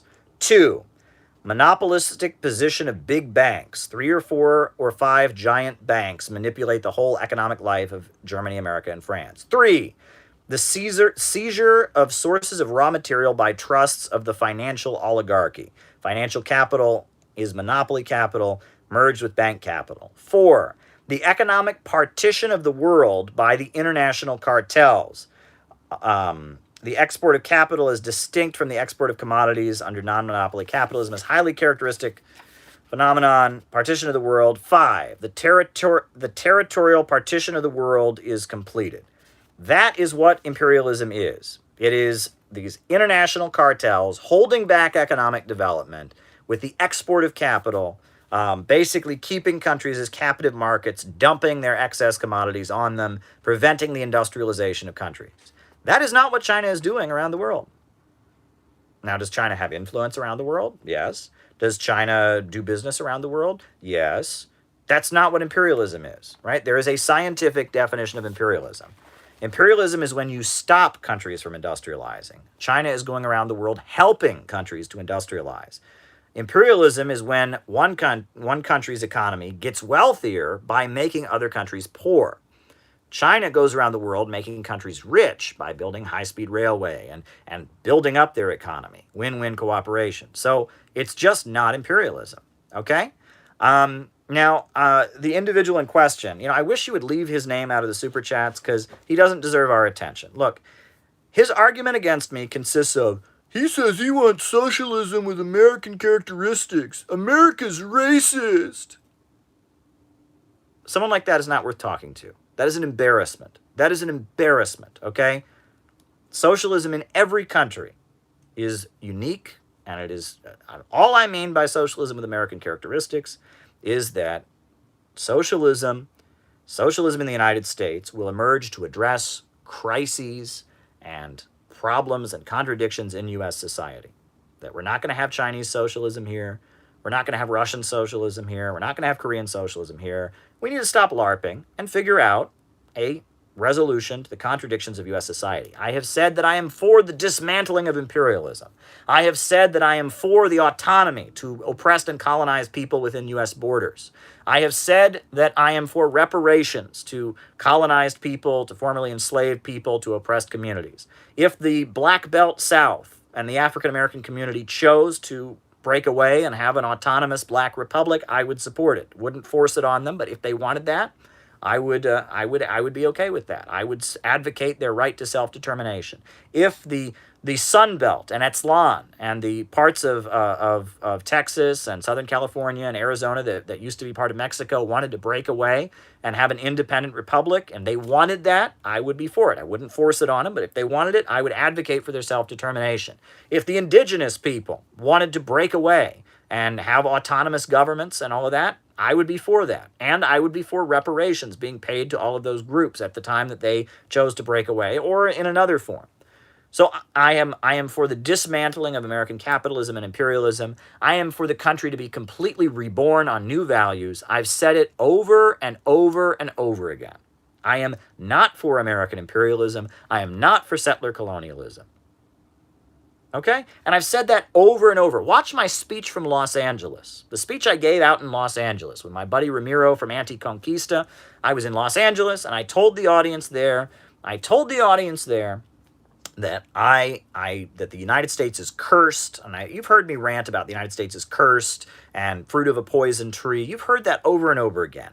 There's nobody more anti-imperialist than me. Nobody, right? Well, I shouldn't say that. But there's nobody, there's no Marxist internet person that's more anti-imperialist than me, right? I am so anti-imperialist that I have met with the Nation of Islam. I went to Iran with the Nation of Islam. I'm so anti-imperialist that I will sit down with Alexander Dugin because he's an important Russian anti-imperialist. He's a traditionalist and a conservative. I'm a Marxist and a progressive, but I'll sit down with him. Why? He's an anti-imperialist. I'm an anti-imperialist, and I'll meet with him. There is nobody with more anti-imperialist credentials than me.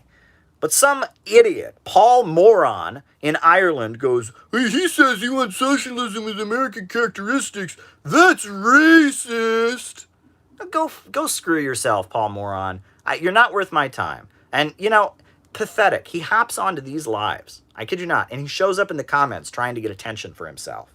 It's pathetic. It's pretty pathetic. He jumps into the comments. I see him every so often. He'll be in here, "Pay attention to me, please. Please pay attention to me." No. And the thing is, when people lie, that was what he did. He lied. When people lie, I don't engage with you. Now, if he wanted to actually have a real good faith discussion about what I actually advocate, and why I don't advocate Maoist LARPing here in the United States, I think we need to figure out a socialist model for this country, I would happily talk to him about it. Right? But if he wants to sit there and go, "Oh, America's a racist country, so socialism with American characteristics is racist," go screw yourself. Go screw yourself, Paul. There's nothing to say to somebody like that. There's nothing to say to somebody like that. There's some doofus who took a clip out of context and made it and tried to say I was saying that all gay people are pedophiles, which is ridiculous. I clearly didn't say that. Even if you watch their clip, I didn't say that. It was another doofus. It wasn't Paul the Moron. It was somebody else, right? When people lie like that, I don't engage with them, right? There's some doofus called what was it? Man in the Wall or something. And he made a video saying that I'm anti-immigrant and that I advocate anti-immigrant bigotry. And these people, when people lie, and they know what your position is, they watched your content, they know what your actual position is, and they say, I am going to misrepresent their position in the hopes of making myself look good, I don't engage with them. That's the line. You cross the line, that's it. And then Vosh has done that. Vosh has accused me of saying all kinds of things. And that's what they do. And it's proof, basically, that they don't have an argument against you. Paul, if he's watched anything I've ever said about socialism with American characteristics, any video, he knows what I actually mean by it. But he lied. He lied to his audience and said that I advocate, German National Socialism except for America or some crap like that. And so, of course, he hates China, right? He wants to fit in, right? He wants to fit in. He wants all the bread tubers to like him. He's not concerned about actually opposing imperialism. He just wants to be popular. Okay, good for you, Paul. Not worth my attention. So there you go. Alrighty. Okay. Will Eastern Europe benefit from China and Russia rising and the joint space program? Well, the joint space efforts of Russia and China are amazing. I am very excited about them. And yes, Eastern Europe will benefit. Look, I mean, when Russia is able to trade with countries all across Eurasia, look, I mean, Asil Toji. I had the honor of being in the same room as Asil Toji at the Valdi Discussion Club in Sochi, Russia. He was in the room along with Ahmed Karzai, along with Jack Ma, along with Vladimir Putin. And Asil Toji, the head of the Norwegian Nobel Institute, talked about how in Russia, or how in the Eurasian subcontinent, in Eurasia, it is, in Central Asia, it is like a golden era. Russia is building highways, electrifying whole regions, new job opportunities. There's whole chunks of the Central Asia, Kazakhstan, Afghanistan, Pakistan with the China-Pakistan economic corridor. I mean, what is going on right now because of the rise of Russia and China is very good, right? Millions are being raised out of poverty. Electricity is coming in. It's great stuff. All righty. All right. Okay, so the question here was, how do you refute the argument that Russia would be more developed and free if the Tsar had not been overthrown? Well, the issue wasn't the Tsar, okay? The Tsar was one guy, all right? So put the Tsar part on. I'm not going to argue about the Tsar. Look, the Russian Orthodox Church, the Tsar is a very important figure. I know a lot of people who are Russian Orthodox, and I don't want to argue about the Tsar. I don't want to argue about Nicholas II himself. So just put the Tsar part aside. The issue was, the reason that Russia was not economically developed in 1917 was because it was under the domination of American and British and French capital. All right? The relationship that Russia economically had with the United States, with Britain, and with France was a relationship that prevented Russia from developing. Right? If you look at the oil fields of Azerbaijan, Azerbaijan was part of the Russian Empire, it had lots of oil. Were Russians getting wealthy from Azerbaijan's oil fields? No. It was British bankers that were getting wealthy from it. It was American bankers that were getting wealthy from it. And the relationship economically that Russia had was a relationship that kept the country in poverty. That's why Russia didn't develop. All right. Teddy Roosevelt. Teddy Roosevelt was a kind of a Bonapartist figure. He was very much an imperialist, very much an advocate of imperialism. But he did bust up the trusts, and he was kind of like a Trump in a way. Like, he was kind of demagogic, and he did take some dramatic moves for the benefit of capital. And when he formed the Bull Moose Progressive Party, that was largely a maneuver to take votes away from Eugene Debs. In the 1912 election, that's when Debs got the most votes. That's when he got at least 900,000, almost 1 million votes, 1912.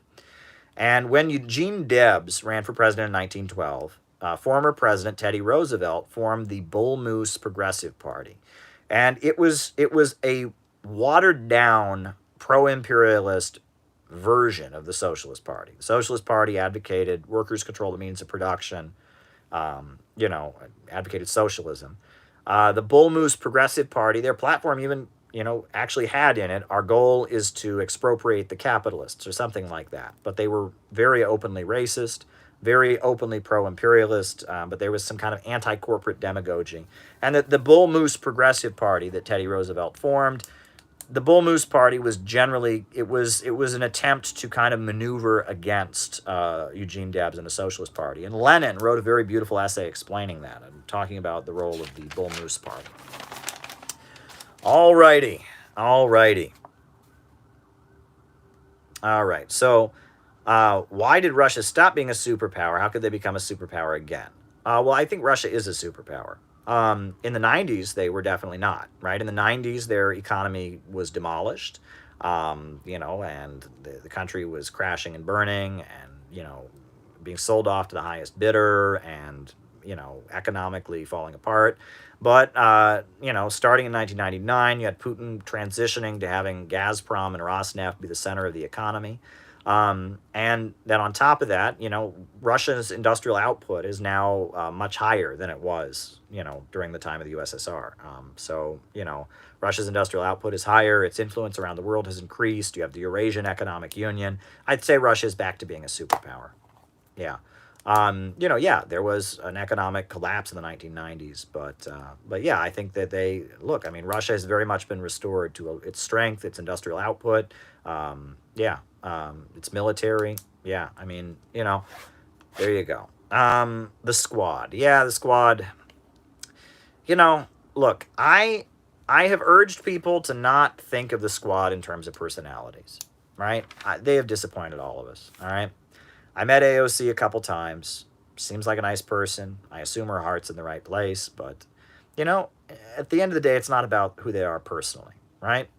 Not really about whether they're a good person or a bad person, whether their heart's in the right place. They're politicians, okay? They're politicians.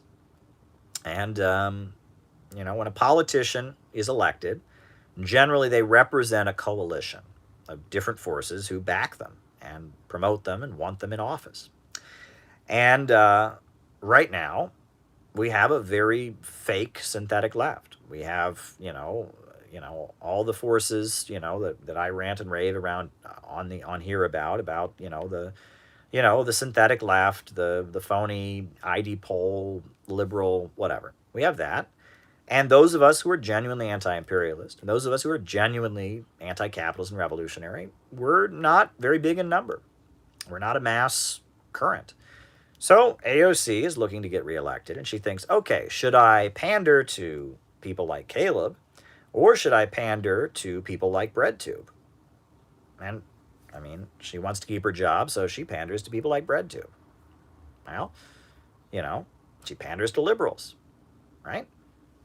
I mean, if we want people like AOC to be better, if we want people like the Squad to be better, we need to build up an apparatus so that they start, in order to try and get reelected, pandering to people like us. Now, that doesn't excuse their behavior. Jimmy Dore is absolutely right about force the vote. He's absolutely right about it. And the fact that he's so widely condemned for calling him out is ridiculous. The hysteria from AOC, we have to support all kinds of media censorship and stuff because of what happened on January 6th. That's ridiculous. Come on. They're disappointments, but at the end of the day, we have to get to the masses. Out of the movement to the masses. What the Squad are, AOC, Ilhan Omar, Rashida Tlaib, they are the result of the synthetic left. They are exactly what the synthetic left wants. They are the result. It is a reflection of what most people who call themselves left or socialist in the United States believe. Most people that call themselves left or socialist are right where AOC is. It's a matter of getting to the masses, building a genuine class struggle anti-imperialist movement. Get to the masses, drop ID poll. Average working class people who are mad at the government and tired of the wars shouldn't become QAnons. They should become socialists. All right, Germany had some big word, struggle to overcome past. China had century of human. Okay, all right. I think you're trying to compare Germany to China or something, and that's not correct because China is from the underdeveloped world. Germany is a Western imperialist country. So, all right. Corruption charges, Russia, Bolivia, and Brazil. Well, look, corruption is a tragedy. In many developing countries, you have a lot of corruption, right? When people are desperate and poor, they learn to take care of each other, and you get corrupt practices. And when there is a lot of abundance, people kind of look the other way because people have enough. But it's when there are shortages and scarcity, suddenly corruption becomes something much more frustrating, right? In a lot of developing countries, you scratch my back, I scratch yours. That happens, okay? And when countries are chronically impoverished, anyone who's been to the developing world will tell you that, right? If you go to Latin America, don't call the police, right? Anywhere in Latin America, don't call the police, because when the police get there, they will extract a bribe from you, and that's not good, right? And that this is a problem. When countries are poor, when people are impoverished, they learn to hustle and they learn to use positions inappropriately. And that's really part of our quote-unquote first world privilege, is the fact that when we get pulled over by the cops, they don't extract a bribe from us. Now, if you're African American, they might shoot you because you reach for your wallet, but they don't try to get money out of you, generally. Now, there are some things, people talk about civil asset forfeiture, and there are some exceptions. There are some things starting to happen that are obviously an exception to that. But for the most part, if you're driving down the highway, the cops pull you over, they're not going to want you to hand them $500 in cash. They're not, generally, right? They're just going to, they might shoot you if you're African American and you reach for your wallet. They might brutalize you. They might even give you a false charge. But if you try to give a cop a bribe, not only do you get in trouble for whatever you're in trouble for, but then you get in trouble for trying to bribe a cop, right? And I mean, in many developing countries, when the cops pull you over, they expect a bribe. In the United States, if you bribe a cop, you're going to be in big trouble. So that's generally, that's part of our first world privilege, right? Is there's been enough stability here that we've been able to kind of roll back some of these corrupt practices. Now they're starting to come back as living standards in the USA declines, as the USA becomes less and less stable. It's changing, but that's part of it. And so a lot of developing countries have problems with corruption. However, I think that the imperialists have realized that people in the developing world, in capitalist countries, expect corruption, right? It's capitalism, right? Capitalists are going around saying, hey, greed is good and all of that. So if a capitalist politician is corrupt, sovereign citizens, okay. If a capitalist politician is corrupt, people in the developing world are like, no shit, Sherlock. They're not surprised, right? Bolsonaro, his supporters know he's corrupt. You go to Brazil, Bolsonaro's supporters expect him to be corrupt, right? I mean, look, it's kind of like Trump, right? Here in the United States, a lot of Trump's supporters know he's corrupt. They don't want to see his tax returns. They expect him to be corrupt. They think, hey, he's corrupt, but he's fighting for me. However, for socialists and for leftists, it's a different story. Why? Because we're supposed to be fighting for the little guy. We're supposed to be fighting and standing up to the empire. And so the charge of corruption against socialists is a much more effective smear. Arguing that Lula da Silva, thank you, Piano Man, that Lula da Silva from the Workers' Party, who was a socialist, arguing that he was involved in, some nefarious, money transfers or something, was much more effective propaganda, right? It hurt Lula da Silva's image. Now, we now know that trial was a frame-up. The judge and the prosecutor were texting each other the whole time to make sure they locked up Lula da Silva, and he's been released. It was a sham trial. But charging Lula da Silva, the socialist, with corruption was a much more effective propaganda tool against socialism, right? If they charged Bolsonaro with corruption, his supporters would all go, yeah, so what? But, and that's what you need to remember here. And that here's the other thing to remember about corruption. Even the word corruption is not a good word. Why? Because if I have a corrupt file on my computer, what does it mean? Does that mean it's a file that's bribing people or something? No. It means it's a file that does not work the way it's supposed to work. That's what it means. That's what a corrupt file is. And capitalism, where the big corporations get what they want and the working class gets screwed over, that's the way it's supposed to work. So it's not corrupt. Right? So what we describe as corruption, and often anti-corruption legislation in the United States, basically what it does is it protects the big corporations, and it makes it harder for the little guy to get corrupt, right? Great example, right? If you're, this is just a fact, if you're in the labor union, you're a Teamster, you're, part of the AFL-CIO or the industrial workers of the world, if you're a labor movement, you're a member of a labor union, you show up at a politician's office with a big bag of cash, you go to jail. That's called bribery. That's corruption. And many labor leaders have gotten arrested for that over the years. We've had many labor leaders who, they had a politician who was sympathetic to them, and they gave them a bag of cash to help incentivize them to help them out, and the government said that's bribery of a politician. You went to jail, right? However, right, a big corporation forms a super PAC that just starts putting out sympathetic ads, and perhaps there's a private conversation. where the corporate CEO says, just so you know, there's a super PAC, and it's not revealed who donates to it. And this super PAC is putting out a lot of ads on TV that are sympathetic to you. That's not illegal. Nothing illegal happened. Nothing illegal happened, right? The corporation just engaged in politics by giving money to a super PAC.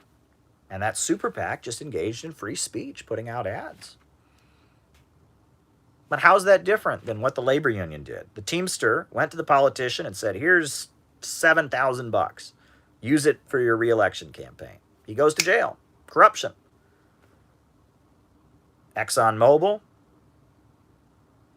gives secret donations to a super PAC that give millions of dollars worth of advertisements, to some politician to help them get reelected.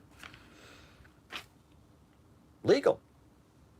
So our anti-corruption laws basically just make it a lot more expensive to be corrupt. That's basically what our anti-corruption laws do.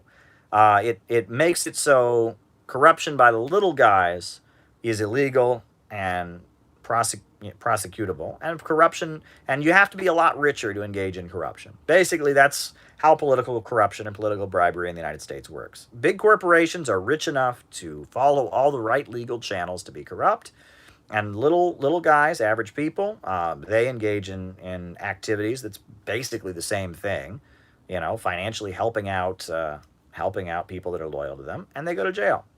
And that's really all there is to it. I don't advocate anyone breaking the law.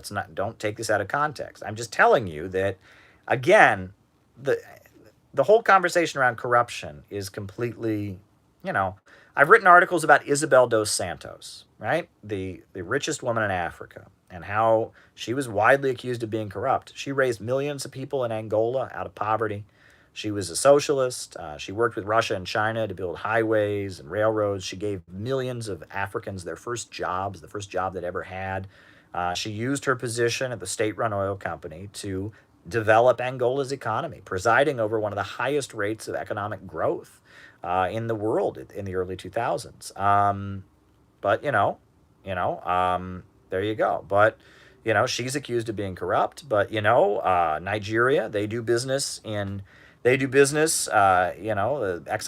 BP, Chevron, Shell, they go to Nigeria and they make lots of profits by making Nigeria poor and impoverished and, beating people, and that's just the natural functions of the market. Isabel dos Santos, she utilizes the state to try and raise people out of poverty in coordination with Russia and China. There you go. My last super chat was about introspection. Will the USA have introspection like China and Germany did? Oh, gotcha, Travis. Okay. Well, that's something to think about. Okay. Alrighty. Next question.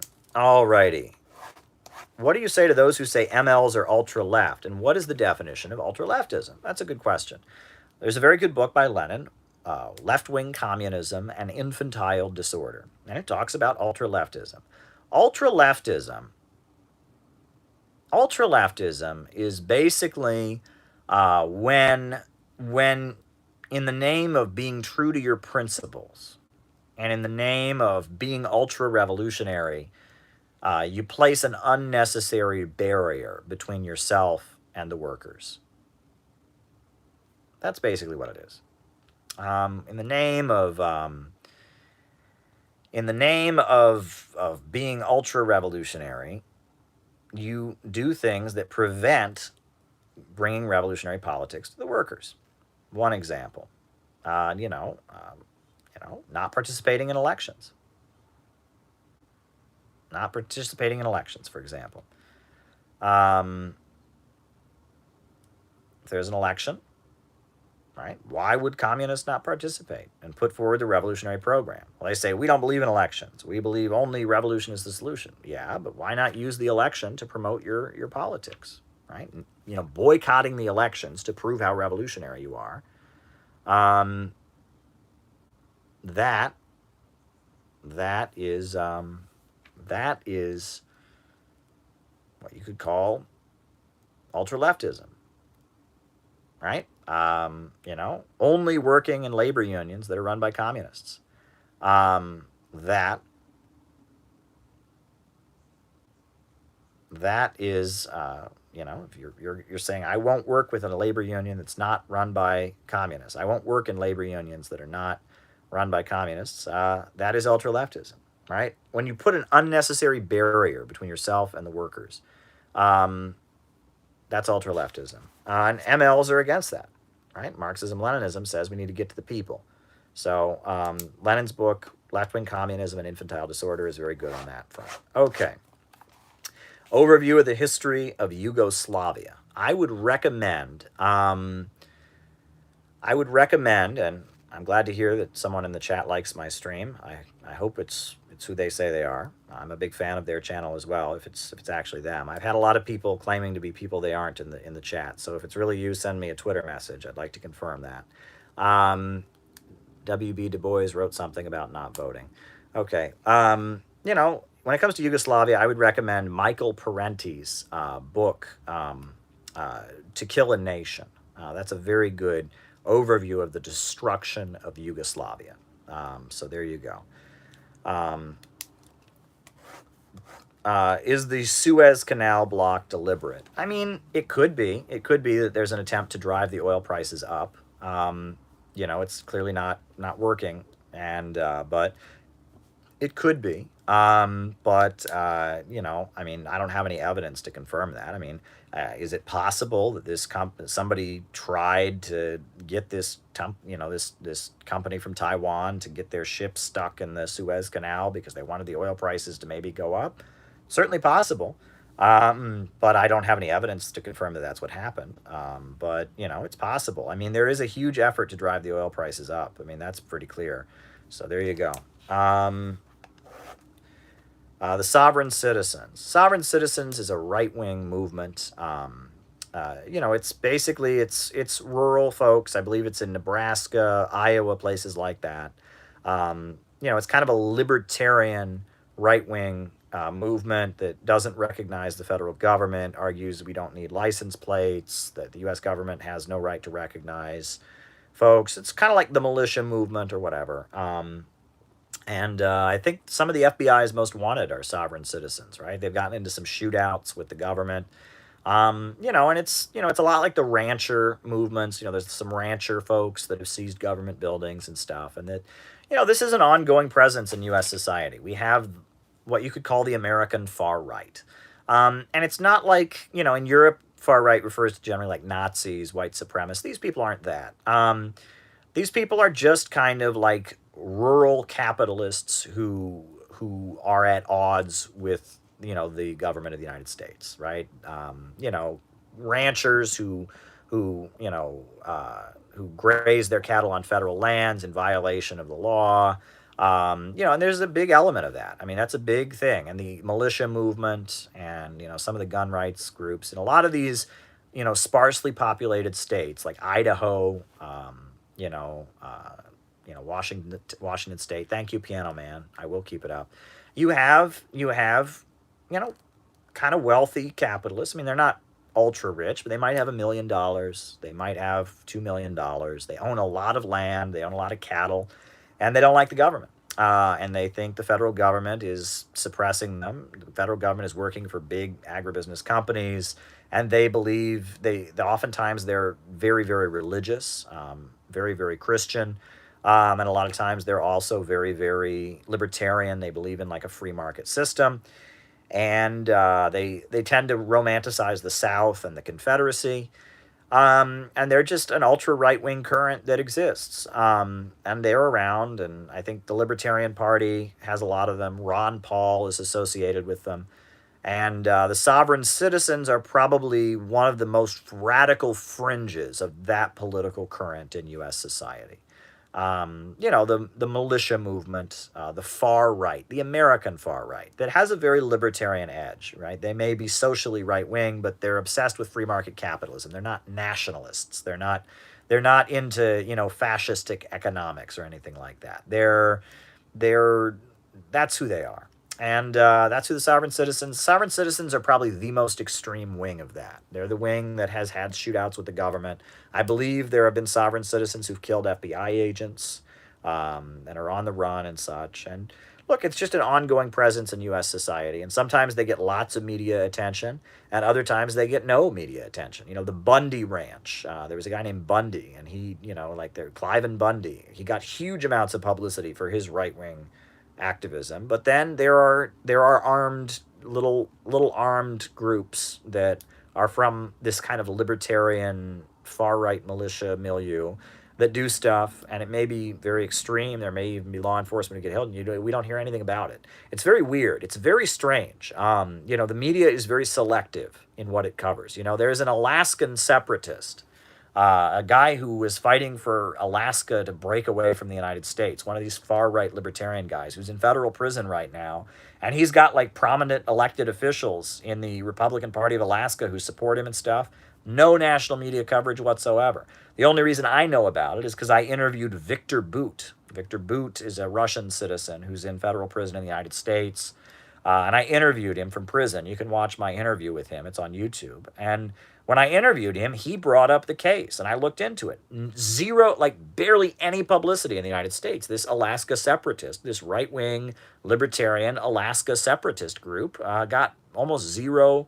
You wouldn't know they existed, but they existed. And this guy's in federal prison for, it sounds like he was, he's charged with allegedly setting up some kind of armed network or something like that. And, so I think that there is a lot going on with groups like the Sovereign Citizens and stuff that we don't really know about, that U.S. mainstream media, probably because they're coordinating with the FBI and with, law enforcement, they don't draw attention to it. But I think there's probably more cases like this going on. And I mean, these people are not where I'm at all. I mean, look, they tend to glorify the South during the Civil War. That's pretty horrendous. They tend to advocate libertarian free market capitalism. Not my position.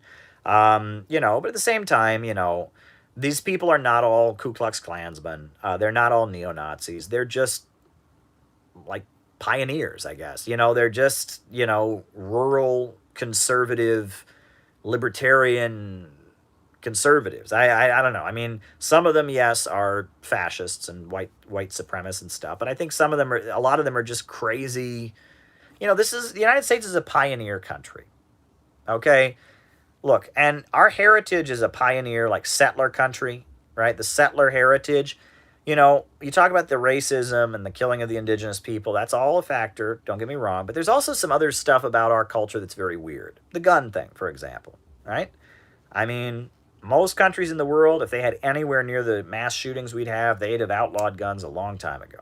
But United States, Second Amendment, settler culture, guns are just, it's a hangover from America's past. We got guns here. This is, it's going to be very hard. It's going to be very hard. Parks and Recreation, libertarian propaganda with the main character. Oh, I haven't watched that show. So that's one aspect of it. Another aspect of it, the settler culture, cults. Look, Amish, right? I grew up in an area in Ohio, a lot of Amish people. In France, in Germany, in Sweden, if you wanted to be Amish, if you said, I want to live somewhere with no electricity, no running water, I want to, live by farming, but I don't want to use electricity or whatever, they would say that's fine. When you had children, and you were trying to raise children without electricity, without a running water, the government would step in and say, no, you don't, and the kids would be taken away. Not here in the United States. No, if you want to be Amish, great. You want to have children and be Amish? Fine. And your children can grow up without electricity. We even have special Amish schools where your kids can go to a public school sponsored by the government and not have electricity and running water. Fine. Most countries in the world wouldn't be okay with that. Snake handling, right? A couple people die every year from snake handling, right? There's religious groups that put deadly poisonous snakes on their hands while they're praying because they believe it's a way to test their faith. Most countries in the world, and there's kids who sit there in the pews and are watching. They're not allowed to do it. It's against the law to have children snake handle, thank God. But there's children watching. Children are sitting there, and there's adults with poisonous snakes crawling all over them. And every year, one or two people is, having a prayer service with a poisonous snake crawling all over them, and the poisonous snake bites them, and they die. And they die, drop dead right there in the service. Now, how is that not child abuse? To take a child to a church service where there's someone holding a poisonous snake, and that poisonous snake then bites them and they die. How is that not child abuse to have your child in the room when someone is practicing snake handling? But we allow it. Why? Because religious freedom and the Puritans and, and there's 2 states in the United States where it is legal to have a snake handling prayer service. Again, that's part of our heritage as a settler country, right? A lot of countries, I don't know if you could do homeschooling in a lot of countries. We're big on homeschooling here since the 70s, I think. But a lot of countries say, no, you're going to send your kid either to a public school or a private school. You're not going to do homeschooling. Here in the United States, your child's mind is your property, right? And if you feel like you don't want your kid to go to a school, you can teach your child at home and teach them whatever you want. This is part of our pioneer settler heritage. That's the United States. And, honestly, I'm not a big fan of a lot of this. I think a lot of this is really problematic. There's a lot of things in the United States that flow from this settler heritage that are really bad, right?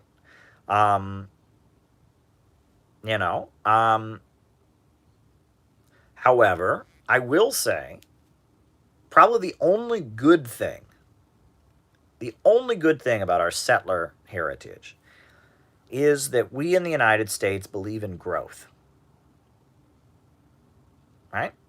We believe in growth, right? As much as that translates largely into belief in free market capitalism, economic neoliberalism, we in the United States, we tend to believe in growth, right? We believe that we're going to go out and work hard and achieve something in this world. And we believe that a lot more than people in the rest of the world do, right? We really believe in economic growth. We believe that people can go out and build something and achieve their dreams. That is a very American sentiment. And ultimately, that is the sentiment behind Marxism and socialism. Marxism is an ideology that is about growth.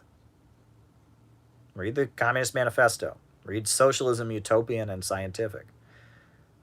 Marxism argues that if the banks, factories, and industries are rationally controlled and the means of production are organized to serve public good and not profits, that human creativity can rise and expand and that there is no limit to human growth. Right? That's what Marxism believes. Americans really believe in growth. It's very hard for the pessimism of the synthetic left. It's very, very, very hard for it to translate. Here in the United States, people believe in growth. It's interesting. Robert F. Kennedy, who was shot, wasn't a socialist or a communist, but was kind of a progressive liberal. His favorite song, and I believe it was the theme song of his presidential campaign at the time he was killed, RFK, 1968, he was gunned down. His favorite song was a song from the Broadway musical Man of La Mancha, To Dream the Impossible Dream, right? And you go listen to that song, To Dream the Impossible Dream, right? That song very much kind of incarnates what being a socialist, being a progressive used to be about, right? About this belief that you could go out and struggle and make the world a better place and build a whole new world. Socialism didn't used to be, fuck this shit, give me some free stuff.